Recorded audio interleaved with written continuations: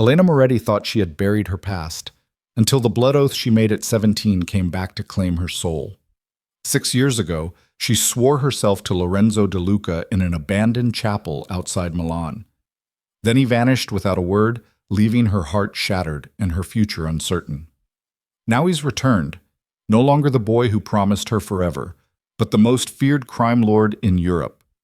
And he's come to collect what she promised him: her life, her loyalty, her everything. Follow Elena's story to the end, hit like, and comment your city so I can see how far this tale travels. The call came at midnight. Elena Moretti stood on the balcony of her family's Milan estate, a glass of wine balanced between her fingers, watching the city lights shimmer like scattered diamonds across the darkness. The September air carried the faint scent of jasmine from the gardens below, mixing with the distant hum of traffic. She'd been restless all evening, unable to shake the feeling that something fundamental was about to shift. When her phone buzzed against the stone railing, she almost didn't answer.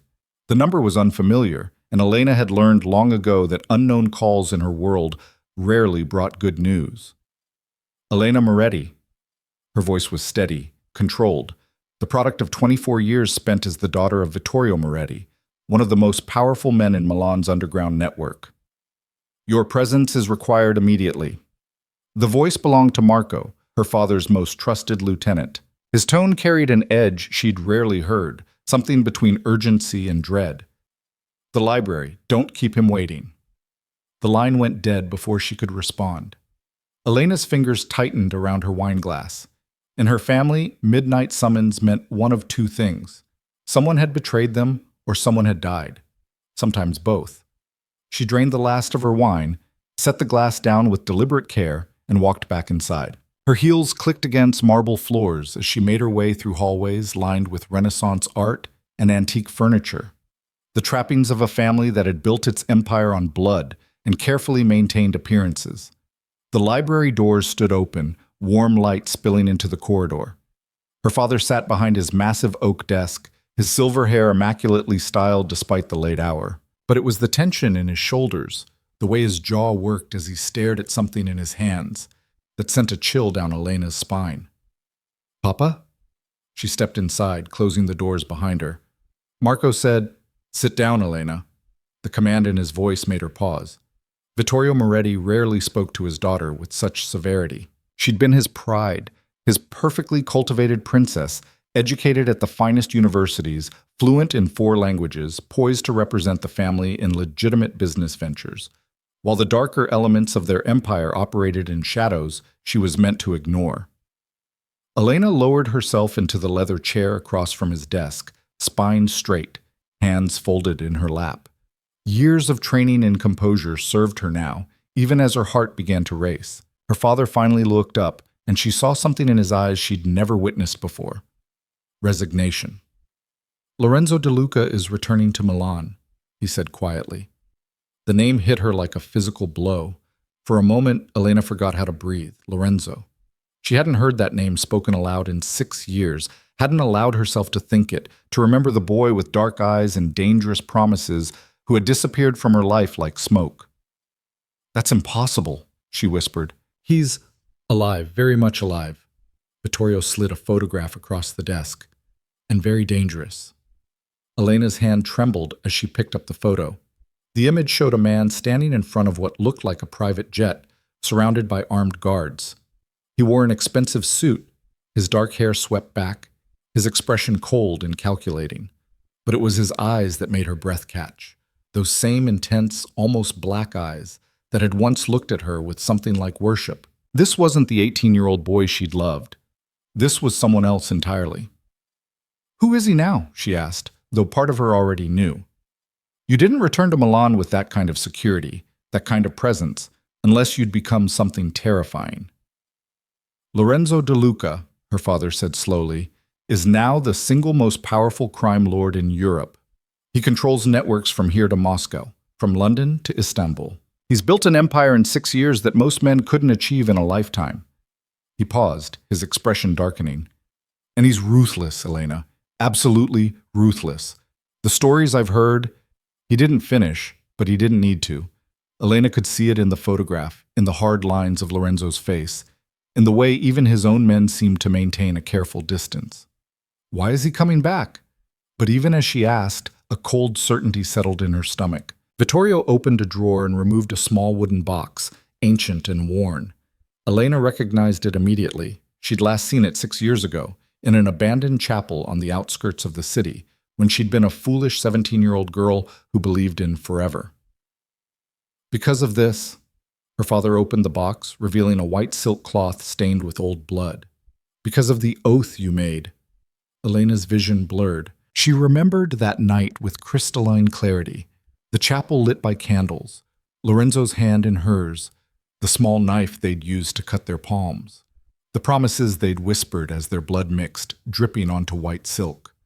I am yours, you are mine. No distance, no time, no power on earth can break what we seal tonight. When the time comes, we will stand together. This I swear on my blood, my life, my soul. She'd been 17 and desperately in love. He'd been 18 and already marked for darkness by a family legacy he couldn't escape. They'd made their vow in secret, believing that love could somehow transcend the violence and betrayal that surrounded them. Then, 3 weeks later, Lorenzo had vanished. No goodbye, no explanation. Just gone, as if he'd never existed. His family had claimed he was dead, killed in a dispute with a rival faction. Elena had mourned him, then forced herself to move on, to lock that part of her heart away and focus on being the daughter her father needed. But the oath remained. Blood oaths in their world weren't symbolic. They were binding, sacred, enforced by codes older than the families themselves. He sent word through intermediaries, Vittorio continued, his voice heavy. He's claiming the oath. He wants you, Elena, as his wife, his partner, his possession. The word hung in the air like poison. No. Elena stood abruptly, her chair scraping against the floor. That oath was made by children. It has no power now. I won't. It has every power, her father interrupted sharply. You know our laws, our traditions. A blood oath witnessed and sealed is unbreakable. Lorenzo has the right to claim it, and if we refuse, he met her eyes. He'll go to war, Elena, and we'll lose. You don't understand what he's become, the resources he commands. He could destroy us in a week. Elena's hands clenched into fists. So you're going to hand me over, like property? I'm trying to protect our family. Vittorio's voice cracked slightly. All of them. Your mother, your brothers, everyone who depends on us. Lorenzo was very clear. Honor the oath or face the consequences. Why now? Elena demanded. Why, after 6 years of silence, does he suddenly decide he wants to collect on a promise made by children? I don't know his reasons. Her father stood, walking around the desk to place his hands on her shoulders. But I know this. Refusing him isn't an option. The question is whether you go to him as an enemy forced into compliance or whether you find a way to turn this to our advantage. Elena pulled away from his touch. You want me to spy for you? To pretend to be his devoted wife while I want you to survive, Vittorio said quietly, and if possible to protect the family while doing so. Lorenzo De Luca may be powerful, but he was once a boy who loved you enough to make a blood oath. Perhaps that boy still exists somewhere inside the man he's become. Elena laughed bitterly. You're asking me to bet my life on sentimentality? I'm asking you to be smart, Elena. Use every advantage you have. Your intelligence, your strength, and yes, the fact that he once cared for you. Her father's expression softened. I'm sorry, cara mia. If there was another way. But there wasn't. Elena could see it in his eyes, could feel it in the oppressive weight settling over her chest. In their world, blood oaths were absolute. Breaking one would mark her family as oath breakers, a stain that would follow them forever and justify any retaliation Lorenzo chose to exact. She was trapped. When? She asked, her voice hollow. He wants to meet you tomorrow night. Alone. Vittorio handed her a small card with an address written in elegant script. The old chapel, where the oath was made. Of course, Lorenzo would want to meet there, in the place where they'd bound themselves together. The symmetry was almost poetic, if you ignored the horror of it. Elena took the card, studying the familiar address. And if I refuse to go? Then he'll come here. And I don't think any of us want that. She nodded slowly, tucking the card into her pocket. I need time to think.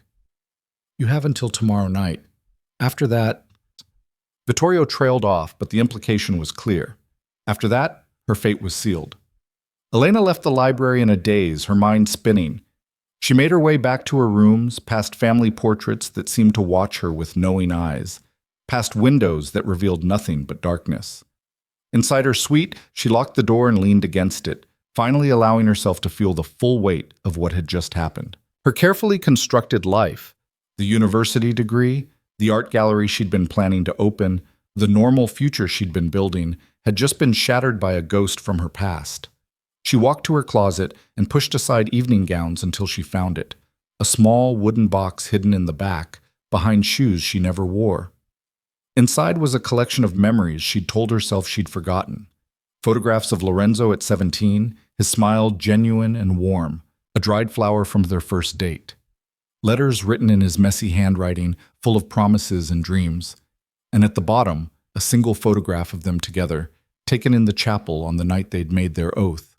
They looked so young, so impossibly hopeful.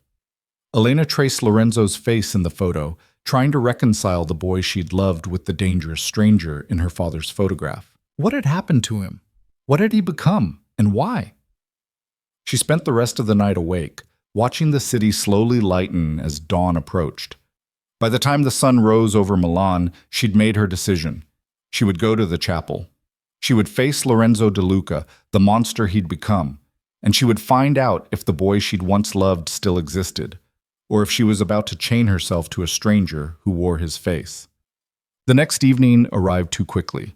Elena dressed with careful precision, choosing a simple black dress that was elegant without being provocative, heels that gave her height but allowed her to run if necessary. She left her long dark hair down, applied minimal makeup, and fastened a thin gold chain around her neck, a gift from her grandmother, one of the few pieces of jewelry she wore for sentiment rather than status. She studied herself in the mirror, barely recognizing the woman who stared back, 24 years old and already being offered up as sacrifice to preserve family power. The irony wasn't lost on her. Marco drove her to the chapel, saying nothing during the 20-minute journey into the countryside. The silence was almost companionable. He'd known her since childhood, had taught her to shoot a gun when she was 12, had protected her through countless family gatherings and business meetings. "You don't have to do this," he said finally, as they turned down the overgrown road that led to the abandoned chapel. "Yes, I do." Elena didn't look at him. "We both know what happens if I refuse. I could take you away. Tonight. Out of Italy. Somewhere he'd never find you." The offer was genuine, she knew. Marco had always been loyal to her above all else. "And then what? He destroys my family? Kills everyone I love?" She shook her head. "No, this is the only way." Marco pulled the car to a stop in front of the chapel, a small stone structure that had been beautiful once before time and neglect had claimed it. Ivy crawled up its walls, and several of the stained glass windows had been broken, but it still maintained a certain haunted elegance. "I'll be right here," Marco said. "If you need me, if I need you, it will already be too late." Elena managed a small smile. "But thank you." She stepped out of the car, her heels sinking slightly into the soft earth.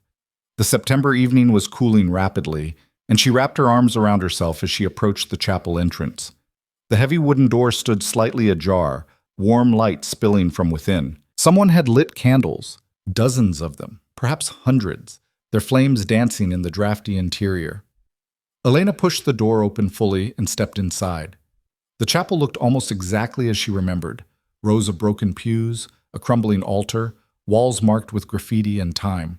But someone had cleaned a path down the center aisle, and the altar had been draped with fresh white cloth. Candles covered every surface, creating a warm golden glow that made the space feel simultaneously sacred and dangerous.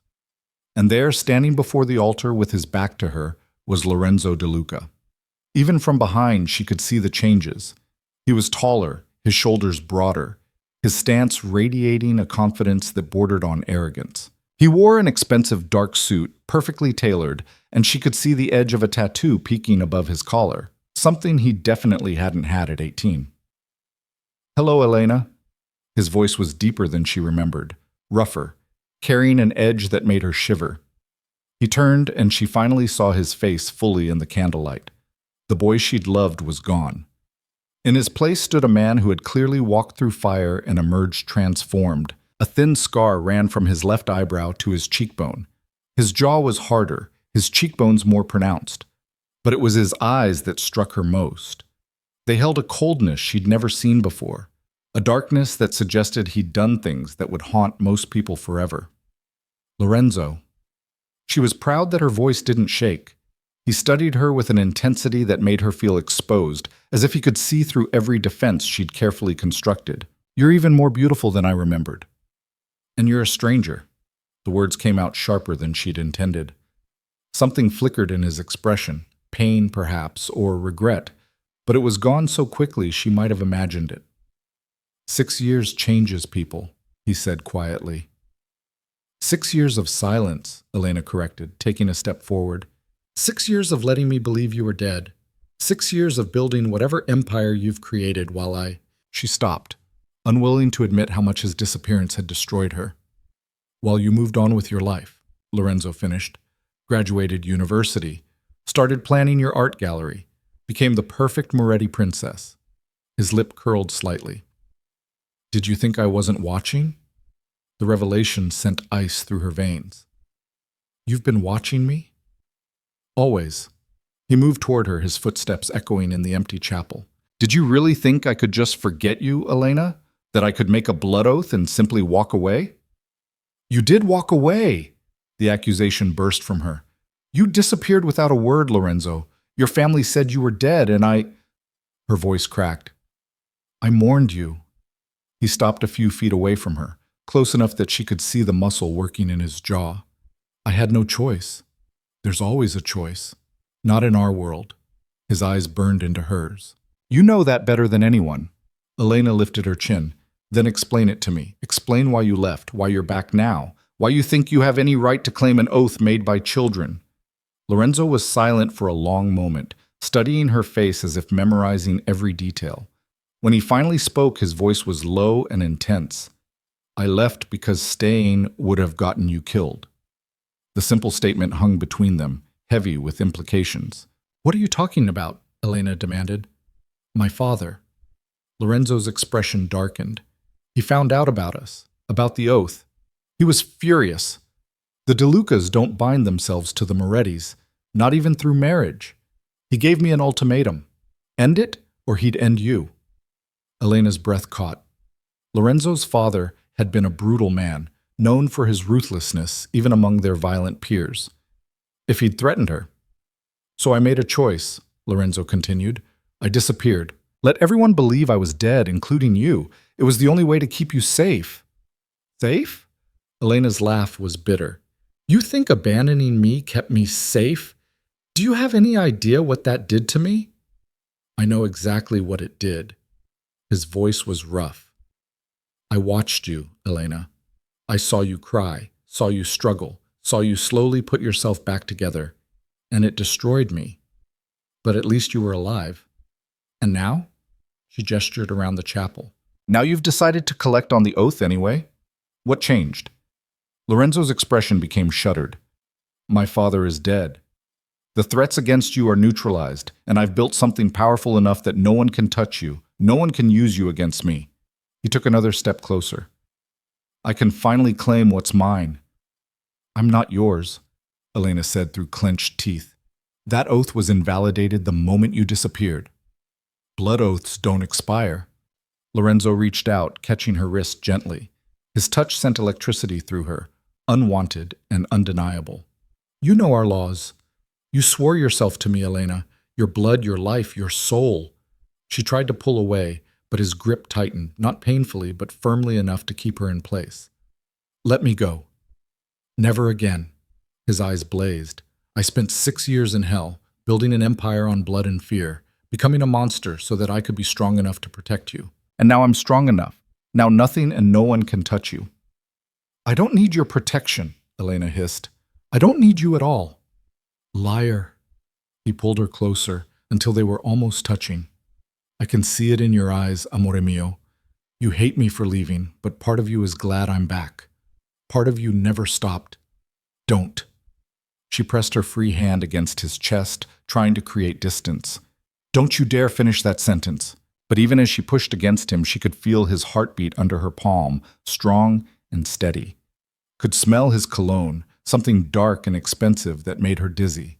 Could see the way his pupils dilated as he looked at her, the way his breathing had quickened.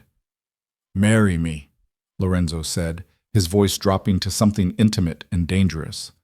"Fulfill the oath we made in this chapel. Stand beside me as my wife, my partner, my equal." "Equal?" Elena's laugh was sharp. "You're demanding I surrender my entire life to you, and you call that equality? I'm offering you power beyond what your father could ever give you. I'm offering you a place at my side, not behind me. I'm offering you a cage." She finally managed to wrench her wrist free. "You're offering me a gilded cage, Lorenzo. Don't dress it up as anything else." His jaw clenched. "Your family is in danger. You know that, don't you? The Castellanos are moving against the Morettis. They see weakness, and they're preparing to strike." Elena's blood ran cold. The Castellanos were one of the most vicious families in their network, known for their brutality and lack of honor. "You're lying." "I wish I was." Lorenzo's expression was grim. "They've already approached smaller families, building alliances. Within a month, maybe 2, they'll move against your father. And when they do, everyone with Moretti blood will be a target." "How do you know this?" "Because they approached me first." He smiled without humor. "They wanted my support in eliminating the Morettis. I told them I'd think about it." Elena felt sick. "And what did you decide?" "That depends on you." Lorenzo moved closer again, backing her against one of the stone pillars. "Marry me, and your family becomes untouchable. My protection extends to everyone you love. Refuse me, and I walk away. Let the Castellanos do what they will." "That's blackmail. That's survival." His hand came up to cup her face, thumb brushing her cheekbone with unexpected gentleness. "I don't want to force you, Elena, but I will do whatever it takes to bind you to me, even if that means using your family's safety as leverage." She stared into his eyes, searching for any trace of the boy she'd loved. All she saw was darkness, determination, and something that might have been desperation. "Why?" she whispered. "Why does it have to be me? You could have anyone, Lorenzo. Why come back for a promise made 6 years ago?" His thumb traced her lower lip, and she hated herself for the way her breath hitched. "Because you're the only thing I've ever wanted that wasn't built on fear or blood," he said quietly. "Because when I close my eyes, I still see you in this chapel at 17, trusting me enough to swear yourself to me forever. Because in 6 years of becoming a monster, you were the only thing that kept me human." Elena's eyes burned with unshed tears. "I don't know you anymore." "Then learn." His forehead touched hers, the gesture achingly familiar despite everything. "Marry me. Give me a chance to show you who I am now, to prove that underneath the darkness, I'm still the man who would burn the world to keep you safe." She wanted to say no, wanted to push him away, run from the chapel and never look back. But she could feel the truth of his words about the Castellanos, could see the calculation in her father's eyes when he told her about Lorenzo's return. Her family was in danger, and Lorenzo was offering protection the Morettis desperately needed. And underneath the fear and anger, underneath the resentment for 6 years of grief, there was something else. Something she didn't want to acknowledge but couldn't deny. A part of her had never stopped loving him. "If I agree," she said slowly, "I want terms." Lorenzo pulled back slightly, surprise flickering across his face. "Terms? I'm not some helpless girl you can control, Lorenzo. If you want me as your wife, it's going to be on my conditions." She straightened, channeling every ounce of her father's authority. "First, you don't dictate my life. I maintain my independence, my choices, my freedom." "Within reason," he countered. "That's non-negotiable." His eyes narrowed, but after a moment, he nodded. "What else?" "You protect my family, not just from the Castellanos, but from everyone. Complete protection, no exceptions." "Done." That was always part of the bargain. "And third," Elena took a breath, "you tell me the truth about where you've been, what you've done, who you've become. No more secrets, no more lies." Lorenzo's expression darkened. "Some truths are dangerous, Elena." "I don't care. If I'm going to bind myself to you, I need to know exactly what I'm getting into." She held his gaze. Those are my terms. Accept them or let me walk away. The silence stretched between them, tense and charged.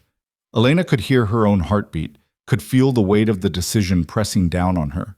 She was gambling everything on the hope that Lorenzo would agree, that he wanted her partnership more than her submission. Finally, he nodded. Your terms are acceptable. He reached into his jacket and pulled out a small knife, the same knife they'd used 6 years ago. Then let's renew the oath, but this time we do it as equals. Elena looked at the knife, at Lorenzo's outstretched hand, at the chapel filled with candlelight and memories. This was the moment.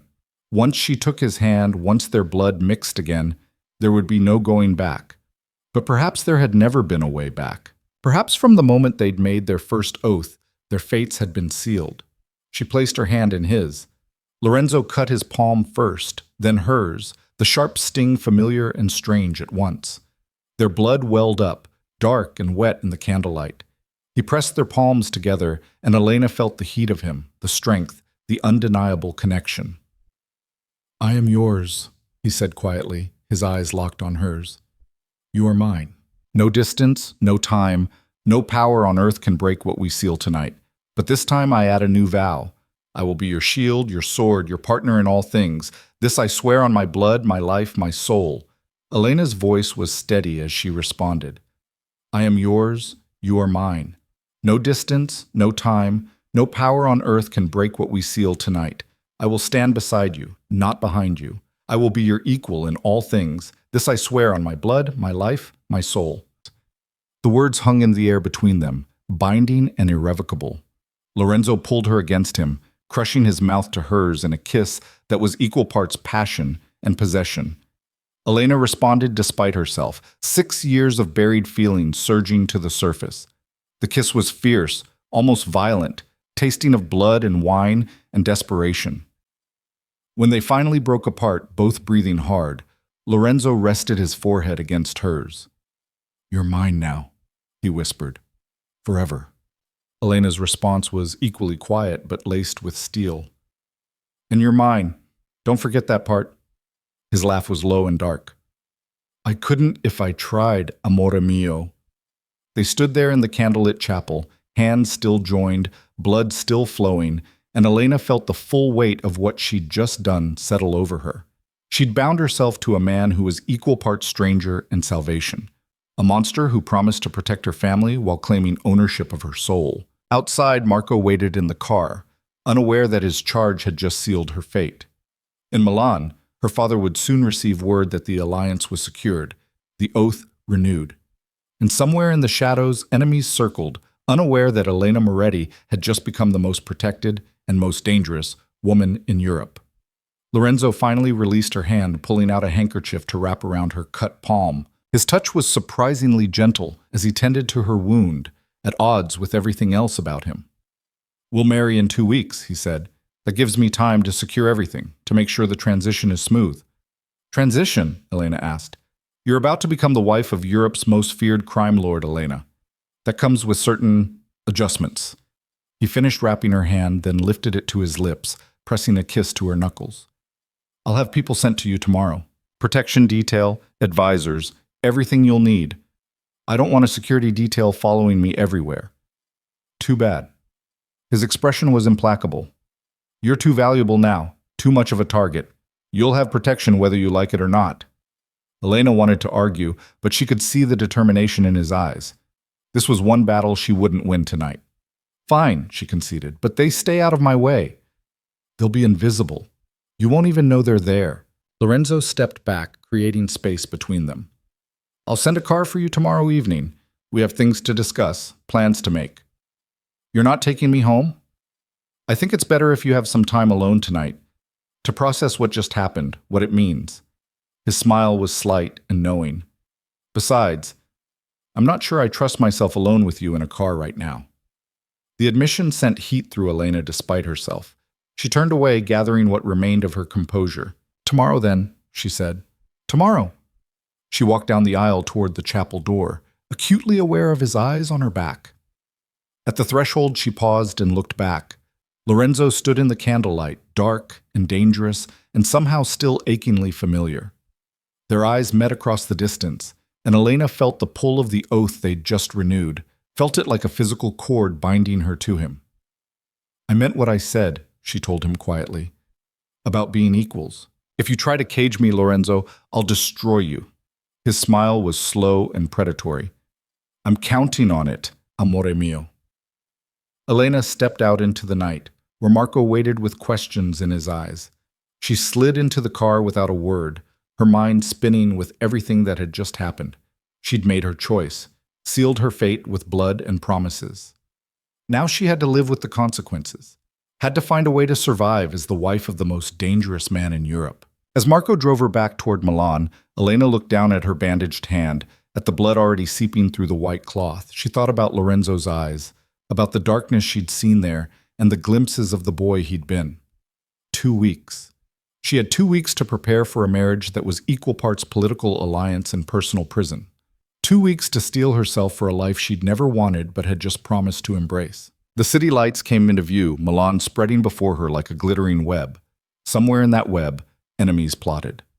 Somewhere in that web, her future waited, dangerous, uncertain, and inescapable.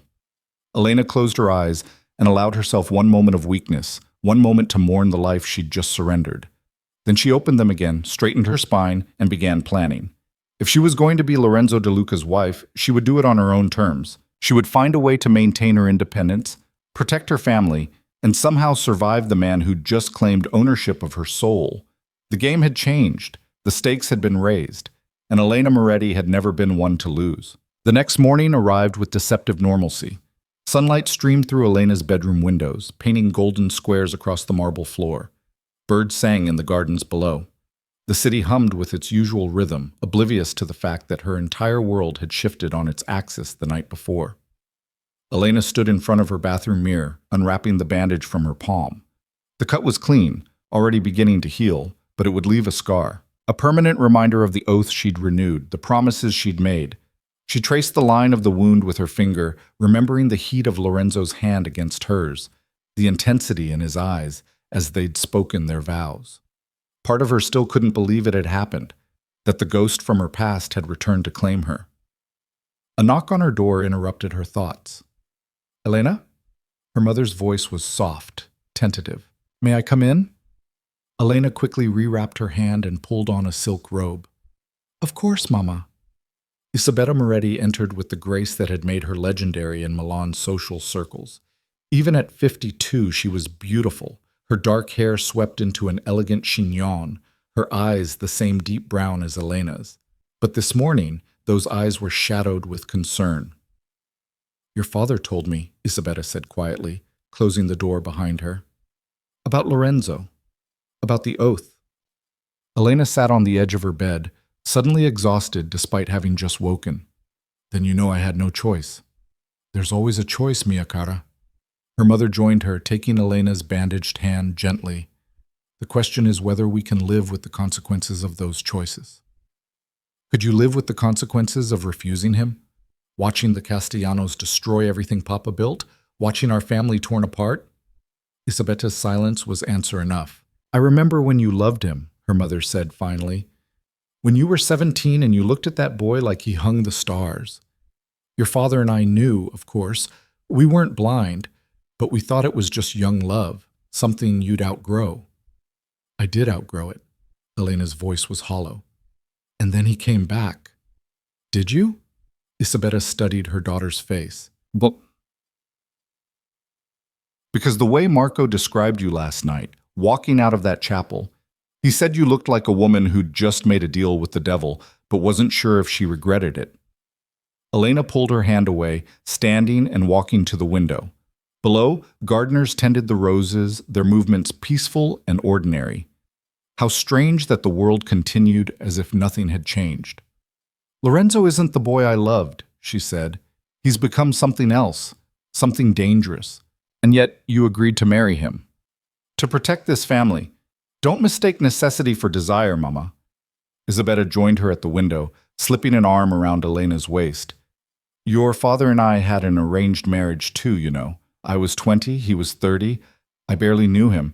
I certainly didn't love him." Elena glanced at her mother in surprise. She'd always assumed her parents' marriage had been a love match, given the obvious affection between them. "What changed?" she asked. "I decided that if I had to spend my life with this man, I would do it on my own terms." Isabetta's smile was slight but knowing. "I didn't wait for him to give me power. I took it. I made myself indispensable, learned the business, became the person he consulted before making any major decision. By the time I fell in love with him, we were already partners." The advice was clear, even if unspoken. Don't be a victim. Don't wait to be rescued. Take control of your own fate. "Lorenzo isn't like Papa," Elena said. "He's more dangerous, yes, more powerful, more ruthless." Isabetta turned Elena to face her. "But he's also a man who loved you enough to make a blood oath at 18, who supposedly built an empire to protect you, who came back after 6 years to claim you. That kind of obsession can be a weapon, Elena, if you're smart enough to wield it." Before Elena could respond, another knock sounded at the door. This time, it was one of the house staff. "Miss Elena, there are men here to see you. They say they're from Mr. DeLuca." Elena's stomach tightened. So it begins. She dressed quickly in tailored black pants and a cream silk blouse, pulling her hair back into a sleek ponytail. She wanted to look professional, in control, not like a woman who'd spent half the night replaying the moment Lorenzo's lips had touched hers. The men waiting in the formal sitting room were exactly what she expected. Tall, broad-shouldered, wearing expensive suits that couldn't quite hide the weapons they carried. There were 4 of them, and they stood when she entered, their expressions respectful but assessing. The oldest stepped forward, a man in his 40s with graying temples and sharp green eyes. "Miss Moretti, my name is Dante Rossi. Mr. DeLuca has assigned me to oversee your security detail." Elena studied him coolly. "I don't recall agreeing to a security detail." "With respect, Miss Moretti, you did, last night when you accepted Mr. DeLuca's proposal." Dante's tone was professional but firm. "Your safety is now his highest priority, which makes it ours. And if I refuse? Then we follow you anyway, just less efficiently." He smiled slightly. Mr. DeLuca was very clear. "You are to be protected at all costs. Whether you cooperate is up to you, but it doesn't change our orders." Elena wanted to be angry, but she couldn't fault the logic. Lorenzo had claimed her, which meant his enemies would see her as a target. Like it or not, she needed protection. "Fine," she conceded. "But I have conditions. You stay out of my way. You don't interfere with my daily life unless there's a genuine threat. And you report to me, not just to Lorenzo." Dante considered this for a moment, then nodded. "Acceptable. Though I should mention that Mr. DeLuca has requested your presence this evening. He sent a car to collect you at 7. Requested or demanded? With Mr. DeLuca, there's rarely a difference." Dante's expression remained neutral. "He's arranged dinner, private. Just the 2 of you?" Of course he had. Lorenzo wouldn't waste time on a traditional courtship. They were past that now, bound by blood and obligation. "Tell him I'll be ready at 7, Elena said. "Now, unless there's anything else?" "Just this." Dante handed her a small box. "Mr. DeLuca asked me to give this to you." Elena opened the box to find a phone, sleek, expensive, clearly customized. When she turned it on, there was only one contact saved, Lorenzo. "He wants to be able to reach you at any time," Dante explained, "and for you to reach him. The phone is encrypted, secure. Anything you discuss will be private." Elena pocketed the phone, trying to ignore the way it felt like a leash. "Is that all?" "For now. We'll be outside if you need us." After they left, Elena stood in the empty sitting room, the weight of her new reality settling over her like a heavy cloak. In less than 24 hours, she'd gone from independent woman to protected asset, from daughter to future wife of the most dangerous man in Europe. Her own phone buzzed with a text from her best friend, Sophia. "Lunch today? I have so much to tell you about the gallery opening." Elena stared at the message, at the normalcy it represented. Sophia knew nothing about the underworld her family operated in, nothing about blood oaths and arranged marriages. To Sophia, Elena was just a friend, an art lover planning to open a gallery, someone living an ordinary life. How could she explain that the ordinary life was over? She typed back, "Can't today. Family things. Rain check?" The lie came easily. It had always been easy, maintaining the fiction of normalcy with people outside their world, but now the lies felt heavier, more suffocating. Elena spent the rest of the day in restless motion. She tried to read, to sketch, to do anything that might distract her from the evening ahead, but her mind kept returning to Lorenzo, to the way he'd looked at her in the chapel, to the darkness in his eyes, to the promises he'd made. At 6:30, she began getting ready. She chose a deep burgundy dress, elegant and understated, with a high neckline and a hem that fell just below her knees. Conservative by most standards, but the way it hugged her curves made it anything but innocent. She left her hair down in loose waves, applied minimal makeup except for dark red lipstick that matched her dress. When she studied herself in the mirror, she saw a woman who looked confident, composed, in control. It was a carefully constructed illusion, but illusions had power in their world. The car arrived precisely at 7. Not a normal car, a sleek black Mercedes with bulletproof glass, and a driver who was clearly former military. Dante rode in the front passenger seat, while Elena sat alone in the back, watching Milan slide past her window. They drove for 20 minutes, leaving the city center and heading into the hills. The car finally turned down a private road, passing through security gates that opened at their approach, and pulled up to a villa that took Elena's breath away. It was modern and elegant, all glass and stone and clean lines, perched on a hillside with a view of the entire city spread out below. Lights glowed from within, warm and inviting. At odds with the armed guards she could see patrolling the grounds. Dante opened her door, offering his hand to help her out. "Mister, DeLuca is waiting on the terrace." Elena followed a path of smooth stones around the villa, past manicured gardens and an infinity pool that seemed to merge with the sky. And there, on a terrace overlooking the city, she found Lorenzo. He stood with his back to her, hands in his pockets, staring out at Milan's lights. He'd changed from the suit he'd worn at the chapel into dark pants and a white shirt, the sleeves rolled up to reveal forearms marked with more tattoos. Even in the casual attire, he radiated power and danger. "Elena." He turned as she approached, and the intensity of his gaze made her steps falter. "You look stunning. You said we needed to talk." She kept her voice level, refusing to acknowledge the compliment. "So talk." His smile was slight, acknowledging her deflection. "Always so direct. I'd forgotten that about you." "You forgot a lot of things about me, apparently." "No." He moved toward her, closing the distance between them. "I remember everything, the way you used to steal cherries from your mother's kitchen and eat them in the garden, how you cried during sad movies but tried to hide it, the fact that you bite your lower lip when you're nervous." His eyes dropped to her mouth. "Like you're doing right now." Elena forced herself to stop, to meet his gaze without flinching. "Remembering details doesn't mean you know who I am now." "Then tell me." He gestured to a table set for two, candles already lit, wine already poured. "That's why we're here, to learn each other again." She should have refused, should have demanded answers, insisted on maintaining distance.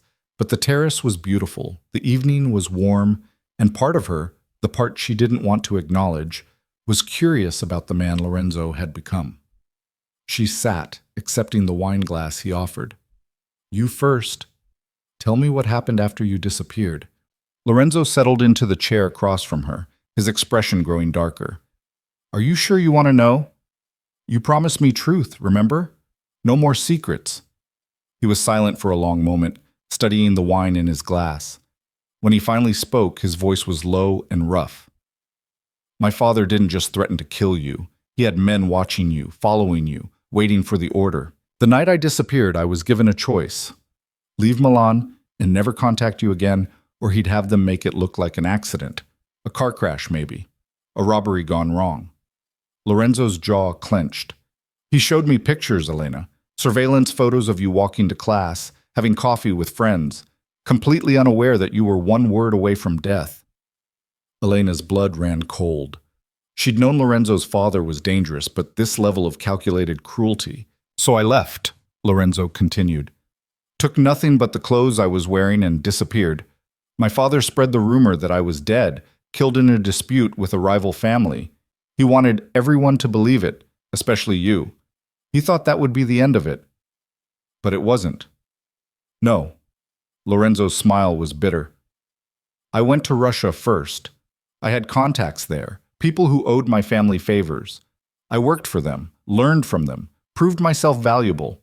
And while I worked, I planned. I spent 3 years building connections, gathering resources, becoming someone my father couldn't dismiss or control. He paused as staff appeared with the first course, a delicate pasta dish that Elena barely registered.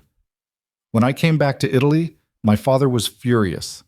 But by then, I'd made myself too powerful to simply eliminate. I'd built alliances with families across Europe, controlled supply chains he depended on, and I'd done it all without his permission or guidance. Lorenzo's eyes met hers. He tried to bring me to heel. I refused, so he came after me with everything he had. What did you do? I killed him. The words were flat, emotionless. Not quickly, not mercifully. I made sure he understood exactly why he was dying, because he'd threatened you, because he'd tried to control me, because he'd forgotten that the monster he'd raised might one day turn on him.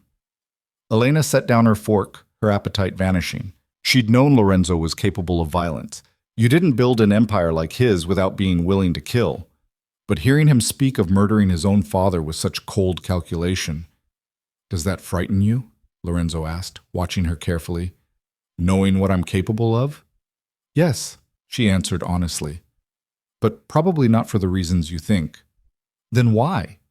Because I'm sitting here with a man who just admitted to patricide, and part of me understands why you did it. Elena lifted her wine glass, needing something to steady her nerves. That's what frightens me, Lorenzo. Not what you've become, but how easily I can justify it.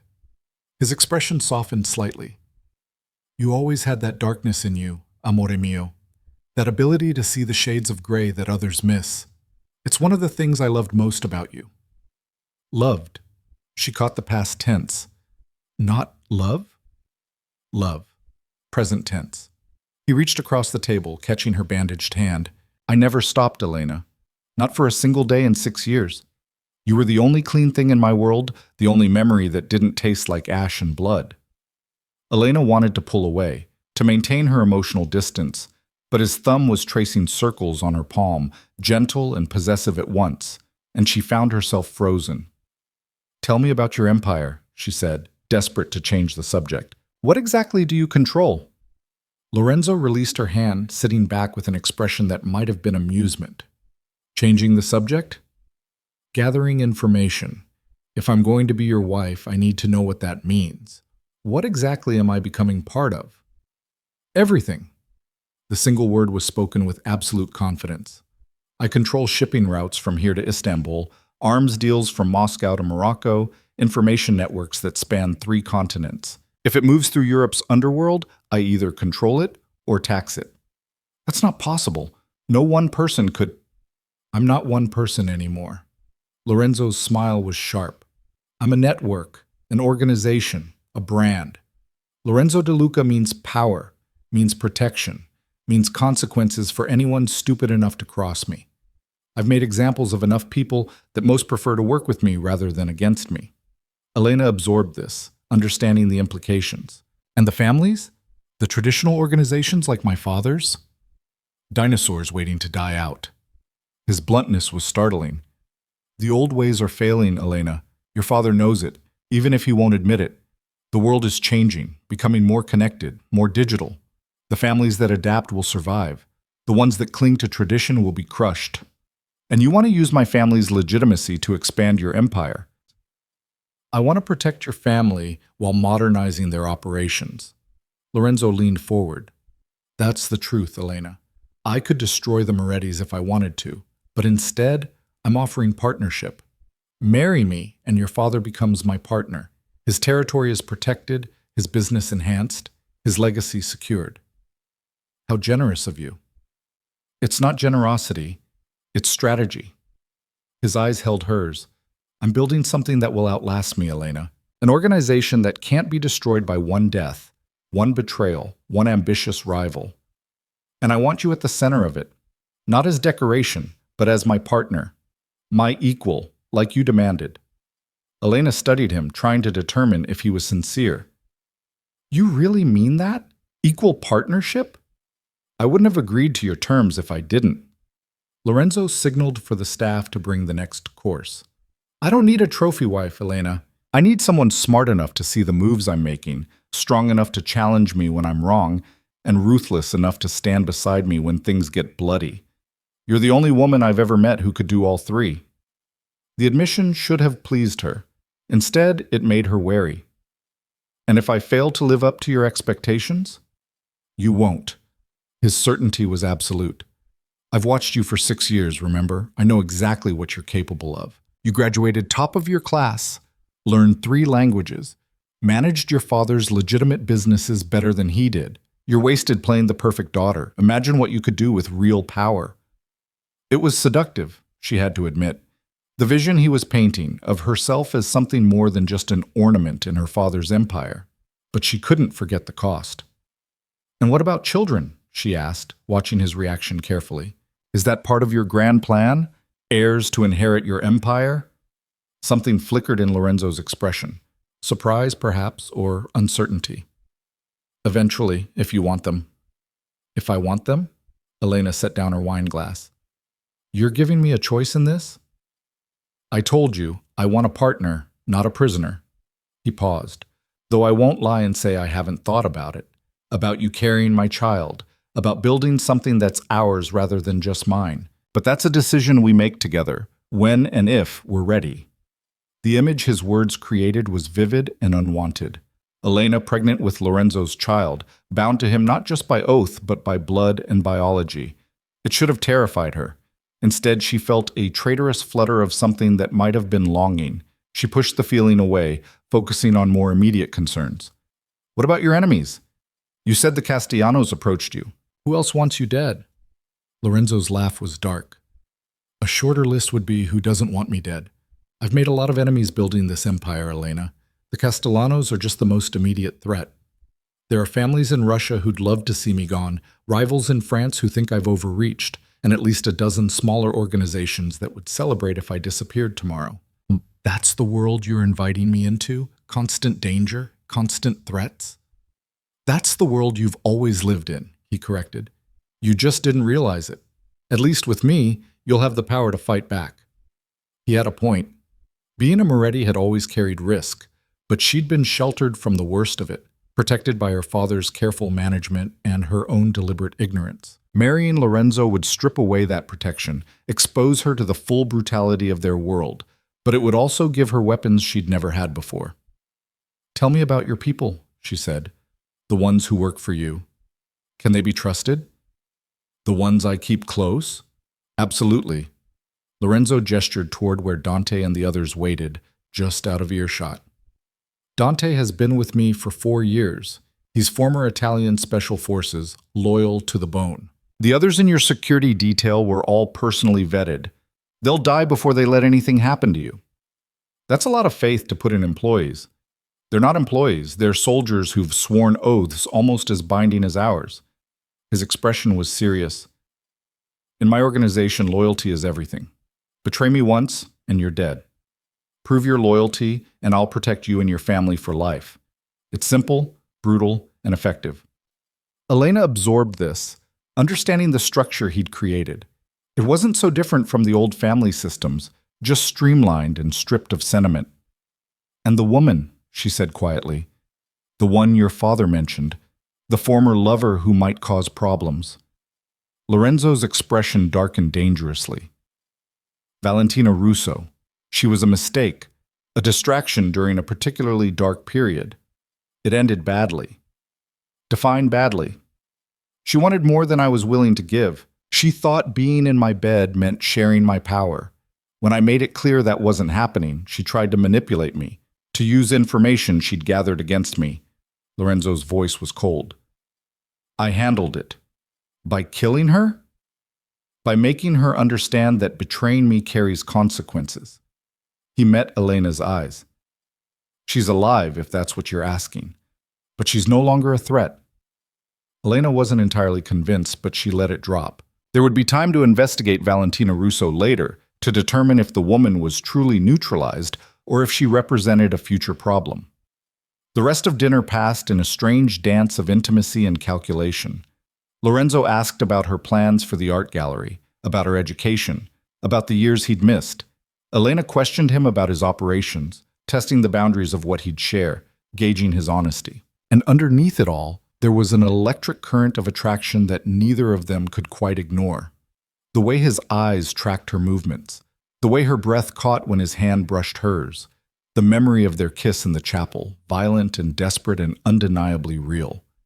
By the time dessert arrived, Elena felt exhausted from the constant vigilance, from trying to maintain her guard, while part of her wanted to simply surrender to the pull between them. "You're thinking too much," Lorenzo observed, watching her over the rim of his wine glass. "I can practically hear your mind working. Someone has to think clearly. You certainly aren't." "Oh, I'm thinking very clearly, amore mio." He stood, moving around the table to pull out her chair. "I'm thinking about how beautiful you look in candlelight, how your eyes flash when you're angry, how much I want to kiss you again." Elena stood but didn't step away, even though she knew she should.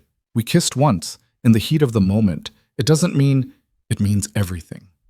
Lorenzo's hand came up to cup her face, his touch achingly gentle. "Stop fighting this, Elena. Stop pretending you don't feel it too." "Feel what? Attraction to the man who's forcing me into marriage? I'm not forcing you. You chose this, remember? You could have walked away." "You made sure I couldn't walk away. You threatened my family." "I offered them protection." His thumb brushed her cheekbone. "There's a difference." "Is there?" But even as she challenged him, Elena found herself leaning into his touch, her body betraying everything her mind insisted. Lorenzo's answer was to close the distance between them, his mouth finding hers in a kiss that was slower than the one in the chapel, but no less intense. His hands slid into her hair, tilting her head back, and Elena felt herself melting against him despite every rational thought screaming at her to stop. This was dangerous. This was surrender. This was everything she'd sworn not to give him. But when his lips trailed down her neck, when his hands tightened possessively on her waist, Elena couldn't find the strength to pull away. She'd spent 6 years trying to forget him, trying to bury the feelings he'd awakened in her teenage heart. And now, with his mouth on her skin and his body pressed against hers, all those carefully constructed walls were crumbling. "Come inside," Lorenzo murmured against her throat. "Stay with me tonight." The invitation, or was it a command, broke through her haze of desire. Elena pulled back, creating space between them, trying to remember how to breathe. "No." Her voice was shakier than she wanted. "We're not doing this. Not yet." "Elena, I agreed to marry you, Lorenzo. I agreed to partnership. But I didn't agree to become your mistress before the wedding." She straightened her dress, trying to restore some semblance of dignity. "If you want me in your bed, you'll have to wait until I'm officially your wife." For a moment she thought he might argue, might use his considerable persuasive powers to change her mind, but then his expression shifted into something like respect. "You're right." He stepped back, giving her space. "I apologize. I'm not usually so impulsive." "Yes, you are. You've built an empire on impulsive decisions and ruthless follow-through." Elena managed a slight smile. "But I appreciate the restraint." Lorenzo called for Dante, who appeared within moments to escort Elena back to her car. But before she left, Lorenzo caught her hand one more time. 2 weeks, he said quietly. "Then you're mine completely." "Can you wait that long?" The question was layered with meaning. Was he asking if she could wait, or warning her that he might not be able to? "I've waited 6 years already," Elena replied. 2 more weeks won't kill me." "Let's hope not." His smile was dark and promising. "Because once you're my wife, Elena, I'm not letting you go.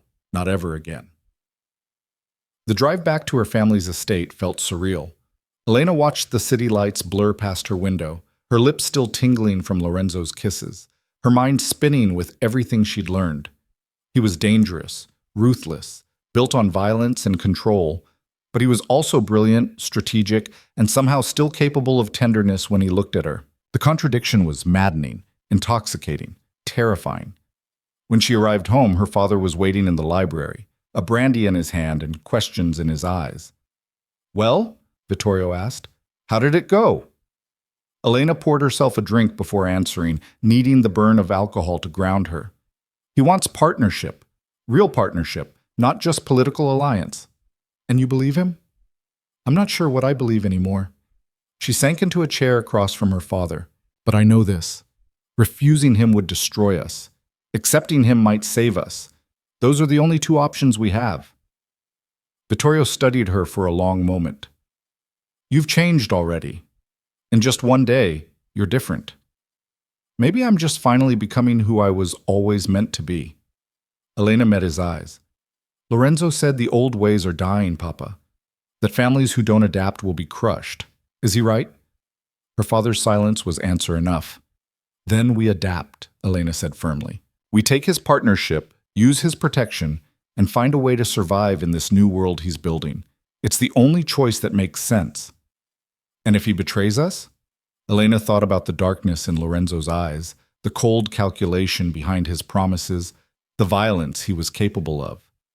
Then I'll destroy him myself.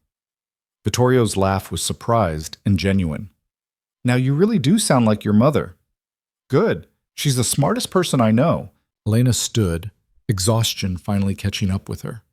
I'm going to bed. We have 2 weeks to prepare for this wedding, and I want everything to be perfect. Why perfect? Because everyone will be watching, Papa. Every family, every rival, every enemy. They'll be looking for weakness, for cracks in the alliance. So we give them a show. We make it clear that the Morettis and Lorenzo De Luca are united, powerful, and not to be trifled with. Pride flickered across her father's face. When did you get so strategic? I've always been strategic. I just never had a reason to show it before. Elena kissed his cheek. Good night, Papa. In her room, Elena finally allowed herself to collapse, the carefully maintained composure cracking. She'd made her choice, set herself on a path she couldn't walk back from. In 2 weeks, she would marry Lorenzo De Luca and step fully into the darkness he represented. The question was whether she'd emerge from that darkness still herself, or whether she'd become something else entirely, something harder, colder, more ruthless, something like Lorenzo himself. She looked at the phone he'd given her, still sitting on her nightstand. After a long moment of hesitation, she picked it up and typed a single message. I hope you know what you're doing. His response came within seconds. I always do. Sleep well, future wife. Elena set the phone down and stared at the ceiling, knowing sleep would be a long time coming. She'd just committed herself to a dangerous man, a violent world, and a future she couldn't fully predict. But as she finally closed her eyes, she realized something unexpected. For the first time in 6 years, she felt truly alive. The days that followed blurred together in a whirlwind of preparation and revelation. Elena found herself thrust into a world she'd only glimpsed from the sidelines. Lorenzo's world, where power was currency and violence was simply another business tool. She met his associates, men and women from across Europe who controlled everything from shipping manifests to police departments. She sat in on meetings where millions of euros changed hands with a handshake, where territories were negotiated like chess pieces, where the consequences of failure were discussed with chilling casualness. And through it all, Lorenzo watched her, assessing, measuring, waiting to see if she would break under the weight of what he was showing her. She didn't break. She adapted. By the end of the first week, Elena had memorized the key players in Lorenzo's organization, understood the basic structure of his operations, and identified 3 potential weaknesses in his security protocols. When she mentioned them to him during a private dinner at his villa, his expression had shifted from surprise to something that looked almost like pride. You've been studying, he'd said, refilling her wine glass. You told me you wanted a partner. Partners understand the business. Lena had met his eyes steadily. Unless you were lying about that. I never lie to you, Elena. I may withhold information for your protection, but I don't lie. He'd leaned back in his chair, studying her with those dark, intense eyes. Your observations are correct, by the way. I've already addressed 2 of the weaknesses. The third is intentional, a controlled vulnerability that allows me to identify potential traitors. She'd spent the rest of that evening learning about the intricate traps Lorenzo had woven through his organization, the ways he tested loyalty and rooted out betrayal. It was brilliant and terrifying in equal measure. But it was the 9th day before the wedding when everything changed. Elena was at her family's estate, reviewing seating arrangements for the reception with her mother, when Dante appeared in the doorway. His expression was carefully neutral, but she'd learned to read the subtle tension in his shoulders. Miss Moretti, Mr. DeLuca needs to see you immediately. It's urgent. Isabella looked up sharply, maternal instinct recognizing danger. What's happened? I'm not at liberty to say, Mrs. Moretti, but we need to leave now. Elena exchanged a glance with her mother, seeing her own concern reflected back. In their world, urgent meant blood. It meant someone had crossed a line, made a move, forced a response. I'll be back soon, Elena promised, though she wasn't sure she believed it herself. The drive to Lorenzo's villa took 15 minutes that felt like hours. Dante said nothing, his jaw tight, his eyes constantly scanning their surroundings. Whatever had happened, it was serious enough to put him on high alert. They bypassed the main entrance, instead going through a side door that led directly to what Elena had learned was Lorenzo's operations room, a space filled with monitors, communication equipment, and enough weaponry to outfit a small army. Lorenzo stood in the center of the room, surrounded by his top lieutenants. He was on the phone, speaking rapid Italian, his free hand gesturing sharply. When he saw Elena, he ended the call abruptly. Leave us, he commanded, and the room emptied within seconds. Elena waited until they were alone before speaking. What's happened? The Castellanos made their move. Lorenzo's voice was cold, controlled fury, barely leashed. They hit 3 of your father's operations this morning, warehouses mostly. 2 people dead, 5 injured. Elena's blood ran cold. My family is safe. I had additional security placed on them 3 days ago, anticipating something like this. Lorenzo moved to one of the monitors, pulling up surveillance footage. But this wasn't just about damaging the Morettis. It was a message for me. He played the footage, and Elena watched masked men storm into a warehouse, guns blazing. The violence was efficient, brutal, over in less than 3 minutes. But before they left, one of them spray-painted a message on the wall in blood-red letters, "Claim what's already ours." They think your family belongs to them, Lorenzo said quietly. They think I'm overstepping by making you my wife, that I'm absorbing Moretti territory without permission. What are you going to do? I'm going to make an example. He turned to face her, and Elena saw something in his expression that made her heart race. Not fear exactly, but recognition. This was the man who had killed his own father, who had built an empire on the bones of his enemies. This was Lorenzo unleashed. How? She asked, keeping her voice steady. By hitting them where it hurts most. Their leadership, their operations, their reputation. Lorenzo pulled up a series of photographs on another monitor, faces Elena didn't recognize. These are the Castellano brothers, Marco, Antonio, and Enzo. Marco runs their weapons trafficking, Antonio handles protection rackets, and Enzo manages their money. Take out all 3, and the entire organization collapses. You're going to kill them. I'm going to destroy them.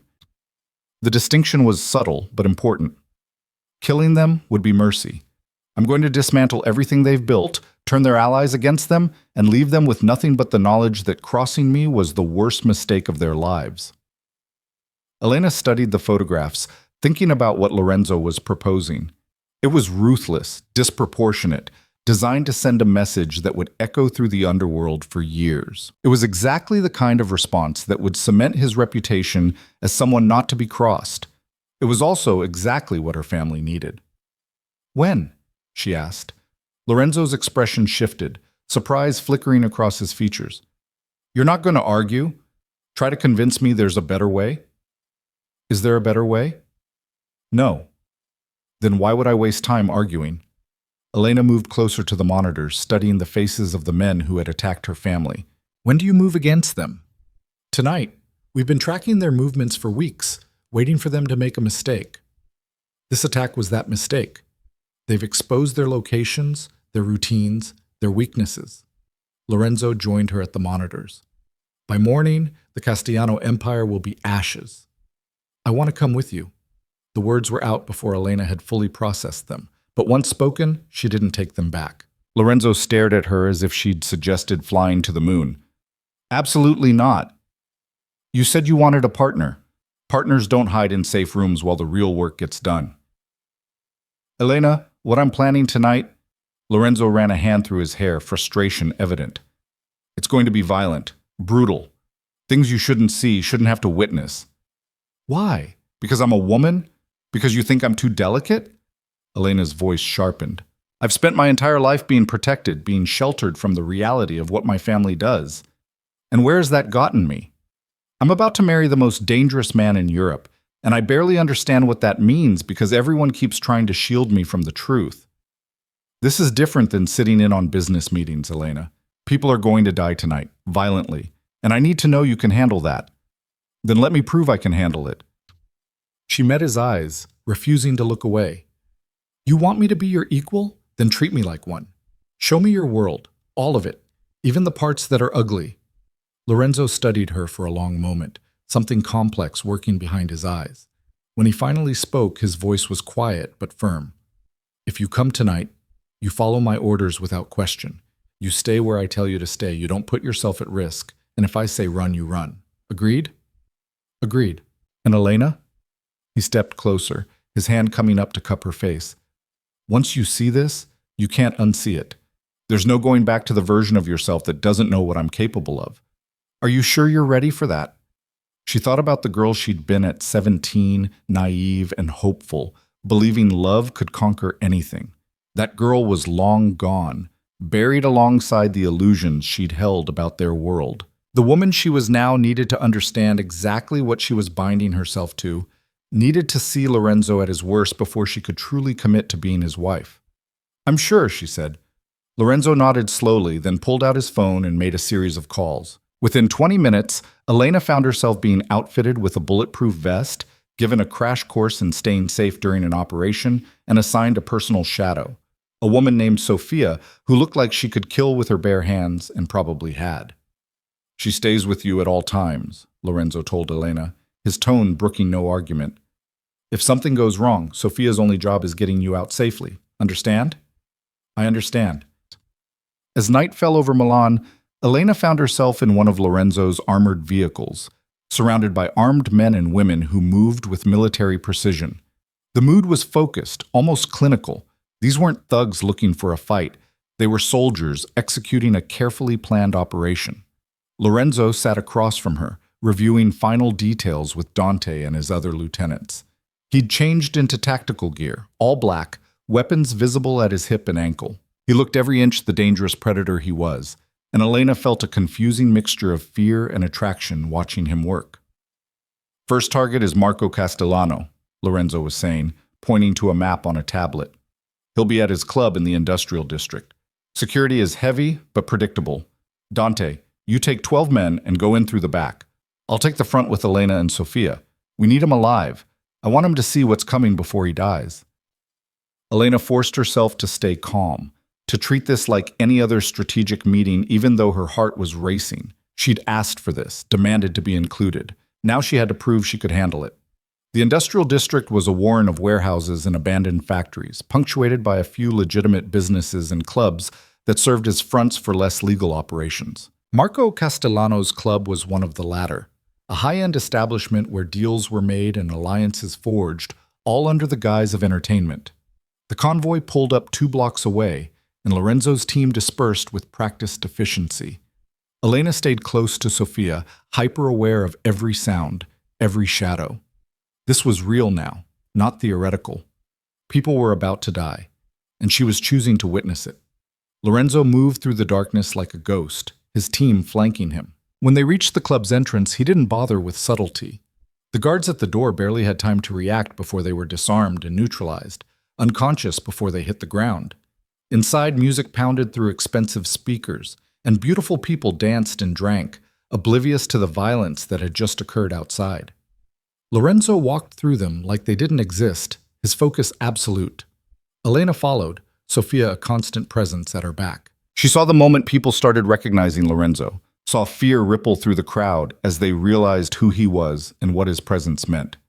The music cut off abruptly, replaced by shocked silence. Marco Castellano, Lorenzo's voice carried through the space, cold and commanding. Come out now, and I'll make this quick. Make me search for you, and I'll burn this place to the ground with everyone in it. For a moment, nothing happened. Then a door at the back of the club opened, and a man stepped out, tall, broad-shouldered, with salt and pepper hair and eyes that held calculated cruelty. Marco Castellano in the flesh. DeLuca. His voice was steady despite the obvious danger. I should have known you'd respond poorly to a simple territorial dispute. You killed two of my future father-in-law's employees. You attacked facilities under my protection. That's not a territorial dispute, Marco. That's a declaration of war. Lorenzo's hand rested casually on his gun.